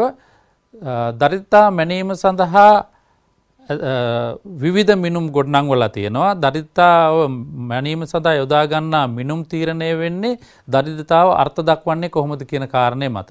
දරිද්‍රතාවේ අර්ථ දැක්වීම අනුව තමයි දරිද්‍රතාවට තුරු දෙන හේතු තීරණය වෙන්නේ. ඒ හේතු මත තමයි දරිද්‍රතාව මනින්නේ කොහොමද කියන එක තීරණය වෙන්නේ. එතකොට දරිද්‍රතාවේ දරිද්‍රතා රේඛාව පදනම් කරගෙන රටක නිරපේක්ෂ දරිද්‍රතාව ඇස්තමේන්තු කිරීම සඳහා මිනුම් 3ක් යොදා ගන්නවා. අපි ඒකට කියන FGT class of measures කියලා. ෆෝස්ටර්, ග්‍රේ and ත්‍රෝවික් කියන පුද්ගලයන් 3 දෙනා එකතු වෙලා ව්‍යුත්පන්න කරපු මේ මිනුම් 3 අපි යොදා ගන්නවා දරිද්‍රතාව මැනීම, දරිද්‍රතා ආපాతේ මැනීම සඳහා. ඒ අතරින් වඩාත් ප්‍රචලිතම මිනුම තමයි ජනගහන දරිද්‍රතා දර්ශකය. අපි කියනවා ශීර්ෂ ගණන දර්ශකය කියලාත්. මේ දර්ශකය ගණනය කරන්නේ දරිද්‍රතා ඉමට පහළින් සිටින ජනසංඛ්‍යාව මුළු ජනසංඛ්‍යාවේ ප්‍රතිශතයක් විදිහට ප්‍රකාශ කිරීම. මේ කියන මේ තිරේ දැක්වෙන ප්‍රකාශනය අපිට යොදා ගන්න පුළුවන් ජනගහන දරිද්‍රතා දර්ශකය ගණනය කිරීම සඳහා. දරිද්‍රතා ඉමට පහළින් සිටින මුළු ජනසංඛ්‍යාව බෙදනවා ඒ රටේ මුළු ජනසංඛ්‍යාවෙන් වැඩි කරනවා 100. එතකොට මේ මිනුම තමයි දරිද්‍රතා ආපాతේ ගණනය කිරීම සඳහා යොදාගන්නේ. දරිද්‍රතා මිනුම් අතර වඩාත් ප්‍රචලිත ඒ වගේම සරලව ගණනය කරගන්න පුළුවන් මිනුම තමයි ජනගහන දරිද්‍රතා දර්ශකය. ඒ අරුණහම දෙවෙනි දර්ශකය තමයි දරිද්‍රතා පරතර දර්ශකය නැත්නම් දරිද්‍රතා අන්තර් දර්ශකය. මේ දර්ශකයේදී කියවෙන්නේ දරිද්‍රතා රේඛාවත් දිලිඳු පුද්ගලයන්ගේ ආදායමත් අතර පරතරය. දිලිඳු පුද්ගලයන්ගේ ආදායම සහ දරිද්‍රතා රේඛාව අතර පරතරය තමයි දරිද්‍රතා අන්තර් දර්ශකයෙන් නැත්නම් පරතර දර්ශකයෙන් කියවෙන්නේ. මේ මිනුමේ වැදගත්කම තමයි අපිට මේ මිනුම භාවිතයෙන් ගණනය කරන්න පුළුවන් දිලිඳු පුද්ගලයන් දරිද්‍රතාවෙන් ගොඩ ඒම සඳහා නැත්නම් දරිද්‍රතා ඉම කරා ගෙන ඒම සඳහා කොයිතරම් ප්‍රමාණයක් වියදම් කළ යුතුද කියන එක. දරිද්‍රතාව පිටු දැකීම සඳහා කොයිතරම් ප්‍රමාණයක් වියදම් කළ යුතුද කියන එක තමයි දැක්වෙන්නේ දරිද්‍රතා පරතර දර්ශකයෙන්. ඒක ගණනය කරන්න පුළුවන් අපිට දිලිඳු පුද්ගලයෙකුගේ මුළු මාසික පරිභෝජන වියදම දරිද්‍රතා රේඛාවේ අගයත් අතර වෙනසෙන් බෙදුවාම අපිට ලබා ගන්න පුළුවන් දරිද්‍රතා අන්තර නැත්නම් පරතර දර්ශකය. අනිත් එක වර්ගායිත දරිද්‍රතා අන්තර දර්ශකය. වර්ගායිත දරිද්‍රතා අන්තර දර්ශකය ස්ක්වයර්ඩ් පවර්ටි ගැප් ඉන්ඩෙක්ස්. එතකොට මේ දර්ශකය තරම් ප්‍රචලිතව යොදා ගන්නා දර්ශකයක් මිනුමක් නෙවෙයි. මේ මිනුමෙන් දැක්වෙන්නේ රටක දරිද්‍රතාවයේ තීව්‍රතාවය. මේ ගණනය කිරීමේ අසීරුතාව සහ අර්ථ දැක්වීමේ අසීරුතාව නිසා මේ මිනුම තරම් ප්‍රචලිතව යොදාගන්නේ නැහැ. ඊළඟට මානව දරිද්‍රතා දර්ශකය. දරිද්‍රතාව මැනීම සඳහා එක්සත් ජාතීන්ගේ සංවර්ධන වැඩසටහන ව්‍යුත්පන්න කරපු මානව දරිද්‍රතා දර්ශකයෙන් කෙරෙන්නේ රටවල මානව දරිද්‍රතාවේ තරම මැන දක්වන එක. 1997 දී තමයි මේ දර්ශකය හඳුන්වලා දුන්නේ. ඒතර එක්සත් ජාතීන්ගේ සංවර්ධන වැඩසටහනට අනුව මානව දරිද්‍රතාව කියලා කියන්නේ නිදහස, ආත්මගරුත්වය හා අන්‍යයන්ගේ සැලකිල්ල භුක්ති විඳිමින් සෞඛ්‍ය සම්පන්නව හා සතුටුදායක ජීවන තත්ත්වයක් ගත කිරීමට අදාළ මානව සංවර්ධනය සඳහා ඇති ඉඩ ප්‍රස්ථා සහ තේරීම් අහිමි කිය තත්ත්වය. මේ දරුවන් පැහැදිලි වෙනවා ඇති මේ අර්ථ දැක්වීමෙන් දරිද්‍රතාව, මානව දරිද්‍රතාව කියන එක කොයිතරම් පුළුල් ක්ෂේත්‍රයක් ආවරණය වෙනවද කියන එක. එතකොට මානව දරිද්‍රතාව දර්ශකයේ ගණනය කිරීමේදී මානව සංවර්ධනය අර්ථ දැක්වීමේදී පුළුල් ක්ෂේත්‍රයක් ආවරණය වුණා වගේම මානව දරිද්‍රතා දර්ශකයේ ගණනය කිරීමේදීත් පුළුල් ක්ෂේත්‍රයක් සැලකිල්ලට ගන්නවා. ඒ සියලුම ක්ෂේත්‍ර සැලකිල්ලට අරගෙන ඒ වගේ සංක්ෂිප්තයක් විදිහට ප්‍රධාන අහිමිවීම් 3ක් ප්‍රධාන අහිමිවීම් 3ක් පදනම් කරගන්නවා දර්ශකයේ ගණනය කිරීම සඳහා.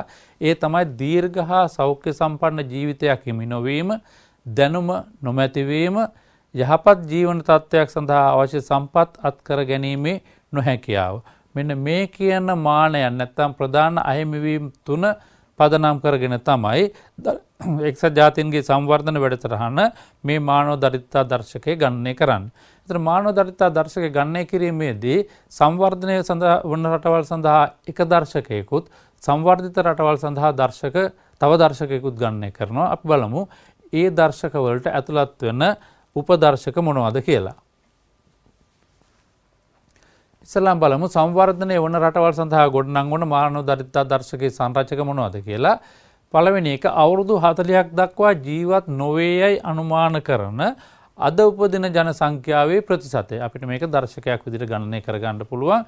ඒ වගේම සාක්ෂරතාව නොමැති වැඩිහිටි ජනගහනයේ ප්‍රතිශතය. ඊළඟට මූලික අවශ්‍යතා සපුරාගත නොහැකි ජනගහන ප්‍රතිශතය. ඒක අපි මිනුම් දෙකකින් ලබා ගන්නවා. ආරක්ෂිත පානීය ජලය නොලබන ජනගහන ප්‍රතිශතය. ඊළඟට වයස අවුරුදු 5ට අඩු උග්‍ර ලෙස බර අඩු ළමුන්ගේ ප්‍රතිශතය. මේ කියන දර්ශක පාවිච්චි කරලා අපිට HP1 ඒ කියන්නේ සංවර්ධනය වන රටවල් සඳහා මානව දරිද්‍රතා දර්ශකය ගොඩනංවන්න පුළුවන්. ඊළඟට අපි බලමු සංවර්ධිත රටවල් සඳහා ගොඩනංවන මානව දරිද්‍රතා දර්ශකයේ සංරචක මොනවද කියලා. ඒකෙදී අපි ගන්නේ අවුරුදු 60 දක්වා ජීවත් නොවේයයි අනුමාන කරන අද උපදින ජන සංඛ්‍යාවේ ප්‍රතිශතය. ඊළඟට සාක්ෂරතාව සතුටුදායක මට්ටමට වඩා අඩු ජන සංඛ්‍යාවේ ප්‍රතිශතය. ඊළඟට දරිද්‍රතා රේඛාවට පහළින් සිටින ජනගහන ප්‍රතිශතය. මෙහිදී දරිද්‍රතා රේඛාව නිර්වචනය කරන්නේ කුටුම්බවල මධ්‍යන්නේ වැය කළ හැකි ආදායම මට්ටමින් 50% තමයි සැලකිල්ලට ගන්න. ඊට අමතරව හතරවෙනි සංරචකය මාස 12ක් හෝ ඒට වැඩි කාලයක් විරැකියාවෙන් සිටින ජන සංඛ්‍යාවේ ප්‍රතිශතය. මෙන්න මේ කියන සංරචක හතරේ එකතුවෙන් තමයි සංවර්ධිත රටවල් සඳහා ගොඩනංවන මානව දරිද්‍රතා දර්ශකය ගණනය කරන්නේ. ඊළඟට අපි බලමු බහුමාන දරිද්‍රතා දර්ශකය. ඊටාම වැදගත්ම දර්ශකය. අපි අර මුලින් සඳහන් කරපු විදිහට දරිද්‍රතාව කියලා කියන්නේ බහුමාන සංකල්පය, බහුමාන ප්‍රපංචයක්.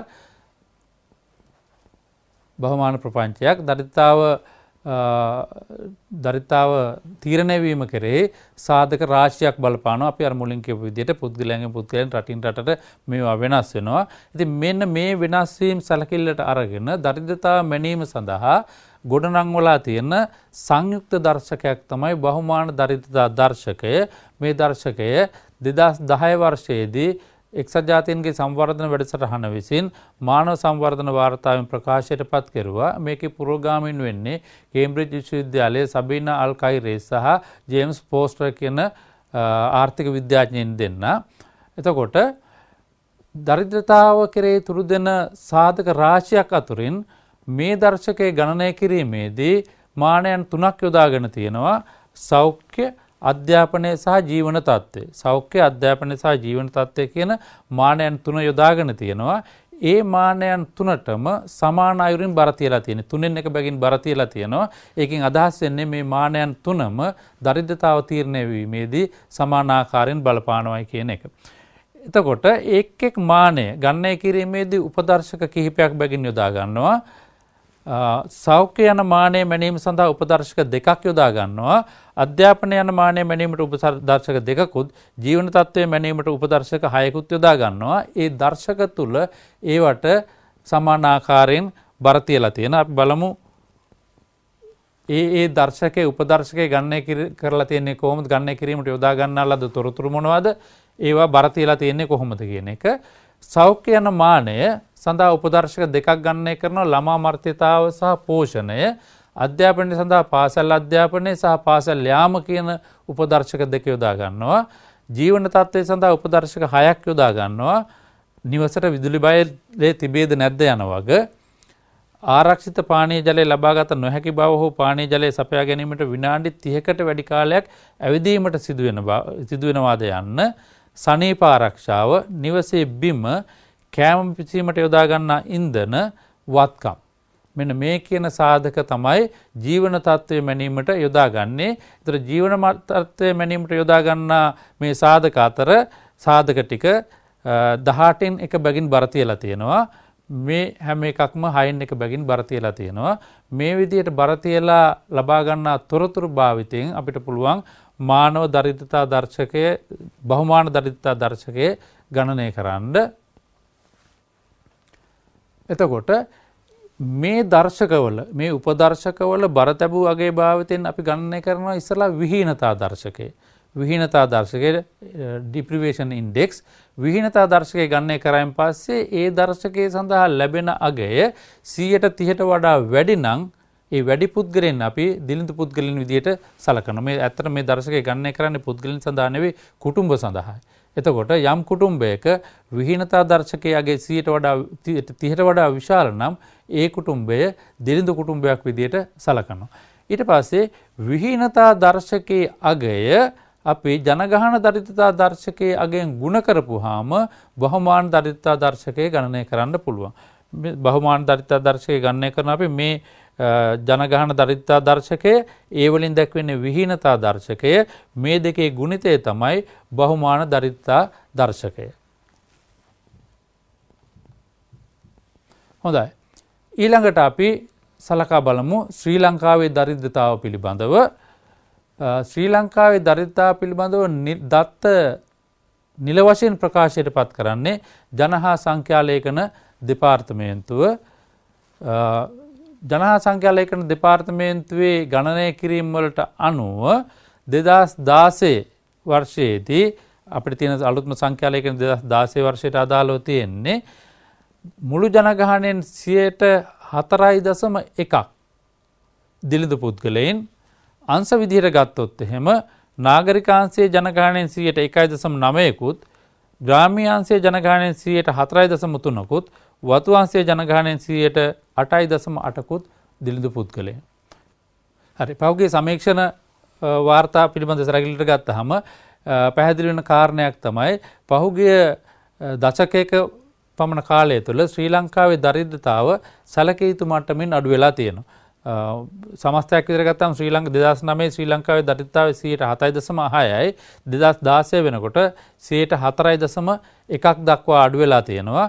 ඒ වගේම නාගරිකාංශයේ දරිද්‍රතාව 6.5 ඉඳලා 1.9 දක්වා සැලකිය යුතු ප්‍රමාණයකින් වඩා වැඩි ප්‍රමාණයකින් අඩු වෙලා තියෙන්නේ නාගරිකාංශයේ දරිද්‍රතාව.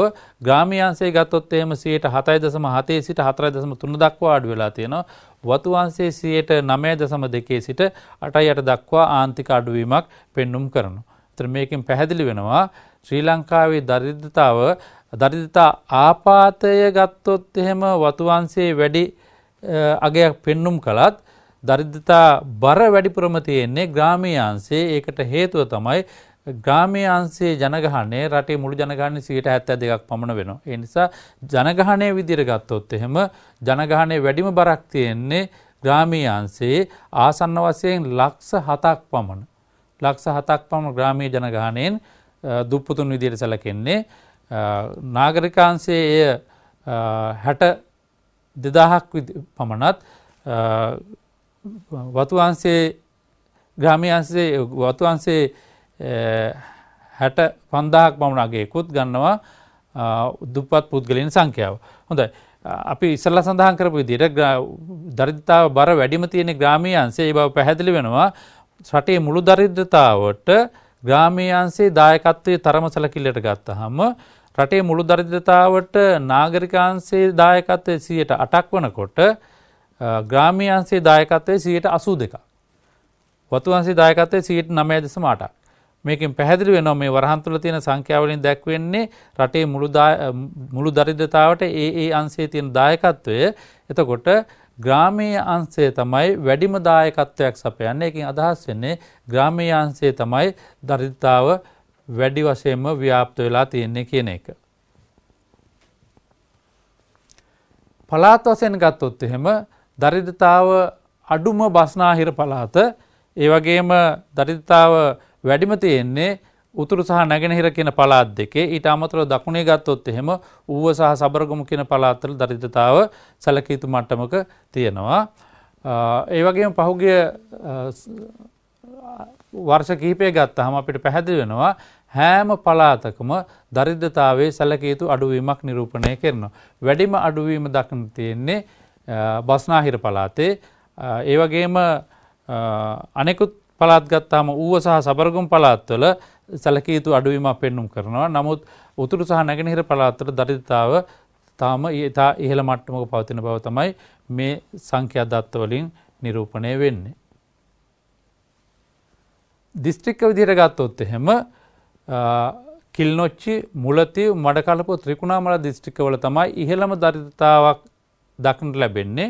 මෙතන තියෙන විශේෂත්වය තමයි මේ දිස්ත්‍රික්ක හතරම පහුගිය කාලේ යුද්ධයට මුහුණ දුන්න දිස්ත්‍රික්ක හතරක්. ඒතර යුද්ධ කලාපයේ දරිද්‍රතාව ඉතා ඉහළ මට්ටමක පවතින බව මේන් නිරූපණය වෙනවා. දැන් අපි අර ඉස්සලා දක්වපු විදිහට ශ්‍රී ලංකාවේ දරිද්‍රතාවයේ ප්‍රාදේශීය වෙනස්කම් දකින්න පුළුවන්. ග්‍රාමීය නාගරික වතු විදිහට ගත්තාම වතු අංශයේ ග්‍රාමීය අංශයේ දරිද්‍රතාව ඉතා ඉහළ මට්ටමක තියෙනවා. ඒ වගේම වතු අංශයේ දරිද්‍රතාවය සැලකිය යුතු මට්ටමක ඉහළ තියෙනවා. මේන් පැහැදිලි වෙන්නේ ශ්‍රී ලංකාවේ දරිද්‍රතාවයේ ප්‍රාදේශීය වශයෙන් විශාල වෙනස්කම් තියෙනවා. පළාත් විදිහට ගත්තාම, දිස්ත්‍රික්ක විදිහට ගත්තාම දරිද්‍රතාවයේ ව්‍යාප්තිය විවිධත්වයක් දකින්න තියෙනවා. මේ දරිද්‍රතාවයේ ප්‍රාදේශීය වෙනස්කම් වලට, දරිද්‍රතාව ව්‍යාප්තියේ ප්‍රාදේශීය වෙනස්කම් වලට තුරු දෙන සාධක රාශියක් අපිට හඳුනා ගන්න පුළුවන්. ඒ අතුරින් ප්‍රධාන සාධක කිහිපයක් දක්වලා තියෙනවා. යටිතල පහසුකම් දුර්වල වීම, ඒ වගේම අධ්‍යාපන සහ සෞඛ්‍ය සේවා දුර්වල වීම, ස්වාභාවික සම්පත් බෙදී යාමේ විෂමතාව, කෘෂිාංශයේ අඩු බලදායීතාව, කෘෂිකාර්මික නොවන අංශයේ සේවා නියුක්ති අවස්ථා අඩුකම, ස්වාභාවික විපත්, ඒ වගේම සංස්කෘතික බලපෑම්, වෙළඳපොළට පිවිසීමේ බාධා, පෝෂණ මට්ටම් වල විෂමතා, අභ්‍යන්තර ගැටුම්. මෙන්න මේ දැක්වෙන්නේ ශ්‍රී ලංකාවේ දරිද්‍රතාවයේ ප්‍රාදේශීය වෙනස්කම් වලට තුඩු දෙන සාධක වලින් සමහරක්. මේ දරුවන්ට පුළුවන් තවත් මේ වගේ සාධක අඳුනා ගන්න දරිද්‍රතාවයේ ප්‍රාදේශීය වෙනස්කම් වලට තුඩු දෙන. හොඳයි. අපි අද සාකච්ඡා කරුවේ 11 වෙනි නිපුණතාව සංවර්ධනයේ විවිධත්වයේ විග්‍රහ කරමින් තිරසර සංවර්ධනයට දායක වීමේ ඇල්ම පැහැදිලි කරයි කියන නිපුණතාවට අදාළව 11.4 සහ 11.5 කියන නිපුණතා මට්ටම්. 11.4 නිපුණතා මට්ටමේදී අපි සාකච්ඡා කරුවේ ආදායම් ව්‍යාප්තිය සහ එහි විෂමතාව පිළිබඳව. අපි ආදායම් ව්‍යාප්තිය අර්ථ දැක්වුවා. ඒ වගේම ආදායම් ව්‍යාප්ති විෂමතාව අඩු කළ යුත්තේ ඇයි කියන එකට හේතු පැහැදිලි කෙරුවා. ඒ වගේම ආදායම් ව්‍යාප්ති විෂමතාව මැනීමට යොදා ගන්න මිනුම් මොනවද කියලා පැහැදිලි කෙරුවා. ඒ වගේම අපි කතා කරුවා ආදායම් දරිද්‍රතාව මැනීමේ තනි අගයක් විදිහට ගිනි සංගුණකයේ ඇති ප්‍රබලතා සහ දුබලතා අපි සාකච්ඡා කරුවා. ඒ වගේම අපි ශ්‍රී ලංකාවේ ආදායම් ව්‍යාප්ති විෂමතාව පිළිබඳව කතා කරුවා. එතෙන්දී අපි පැහැදිලි කරුවා 1978න් පස්සේ ශ්‍රී ලංකාවේ ආදායම් ව්‍යාප්ති විෂමතාව ආදායම් ව්‍යාප්තියේ සැලකිය යුතු විෂමතාවක් දකින්න පුළුවන් කියන එක. ඊළඟට අපි දරිද්‍රතාව පිළිබඳව කතා කරුවා. එතෙන්දී අපි විශේෂයෙන් අවධාරණය කරපු කාරණේ උනේ දරිද්‍රතාව කියන්නේ බහුමාන ප්‍රපංචයක්. ඒ නිසා දරිද්‍රතාව සම්බන්ධයෙන් පිළිගත් තනි නිර්වචනයක් නැහැ. ඒ නිසා දරිද්‍රතාව අර්ථ දැක්වීම සඳහා විවිධ පුද්ගලයන් විවිධ ආයතන අර්ථ දැක්වීම් රාශියක් ඉදිරිපත් කරලා තියෙනවා. මේවා අතරින් වඩාත් ප්‍රචලිතව යොදාගන්නේ ආදායම් දරිද්‍රතාව නැත්නම් පරිභෝජන දරිද්‍රතාව. පුද්ගලයන්ට සිය මූලික අවශ්‍යතා ඊට කර ගැනීමට ප්‍රමාණවත් ආදායමක් නොමැතිකම අපි ආදායම් දරිද්‍රතාව නැත්නම් පරිභෝජන දරිද්‍රතාව විදිහට අර්ථ දක්වනවා කිව්වා. එතකොට ආදායම් දරිද්‍රතාවයේ ප්‍රවේශ දෙකක් පිළිබඳව කතා කරුවා. නිරපේක්ෂ ආදායම් දරිද්‍රතාව සහ සාපේක්ෂ ආදායම් දරිද්‍රතාව පිළිබඳව අපි කතා කරුවා. ඒ වගේම ශ්‍රී ලංකාවේ දරිද්‍රතාවය පිළිබඳව සාකච්ඡා කරුවා. ශ්‍රී ලංකාවේ දරිද්‍රතාවයේ ආංශික ව්‍යාප්තිය පිළිබඳව කතා කරුවා. එතෙන්දී අපි විශේෂයෙන් අවධාරණය කරපු කාරණේ උනේ ශ්‍රී ලංකාවේ දරිද්‍රතාව ග්‍රාමීය ප්‍රපංචයක් කියන එක. ග්‍රාමීය අංශයේ තමයි දරිද්‍රතාවම ඉහළ මගයක් ගන්න කියන එක. මෙන්න මේ කාරණා පිළිබඳව අපි සාකච්ඡා කරුවේ. දරුවන්ට මේ මගින් යම් අත්ලක් සැපෙන්න ඇතයි කියලා අපි අපේක්ෂා කරනවා. නැවත මෙවැනි වැඩසටහනකදී හම්බ වෙන තුරු ඔබට ආයුබෝවන්.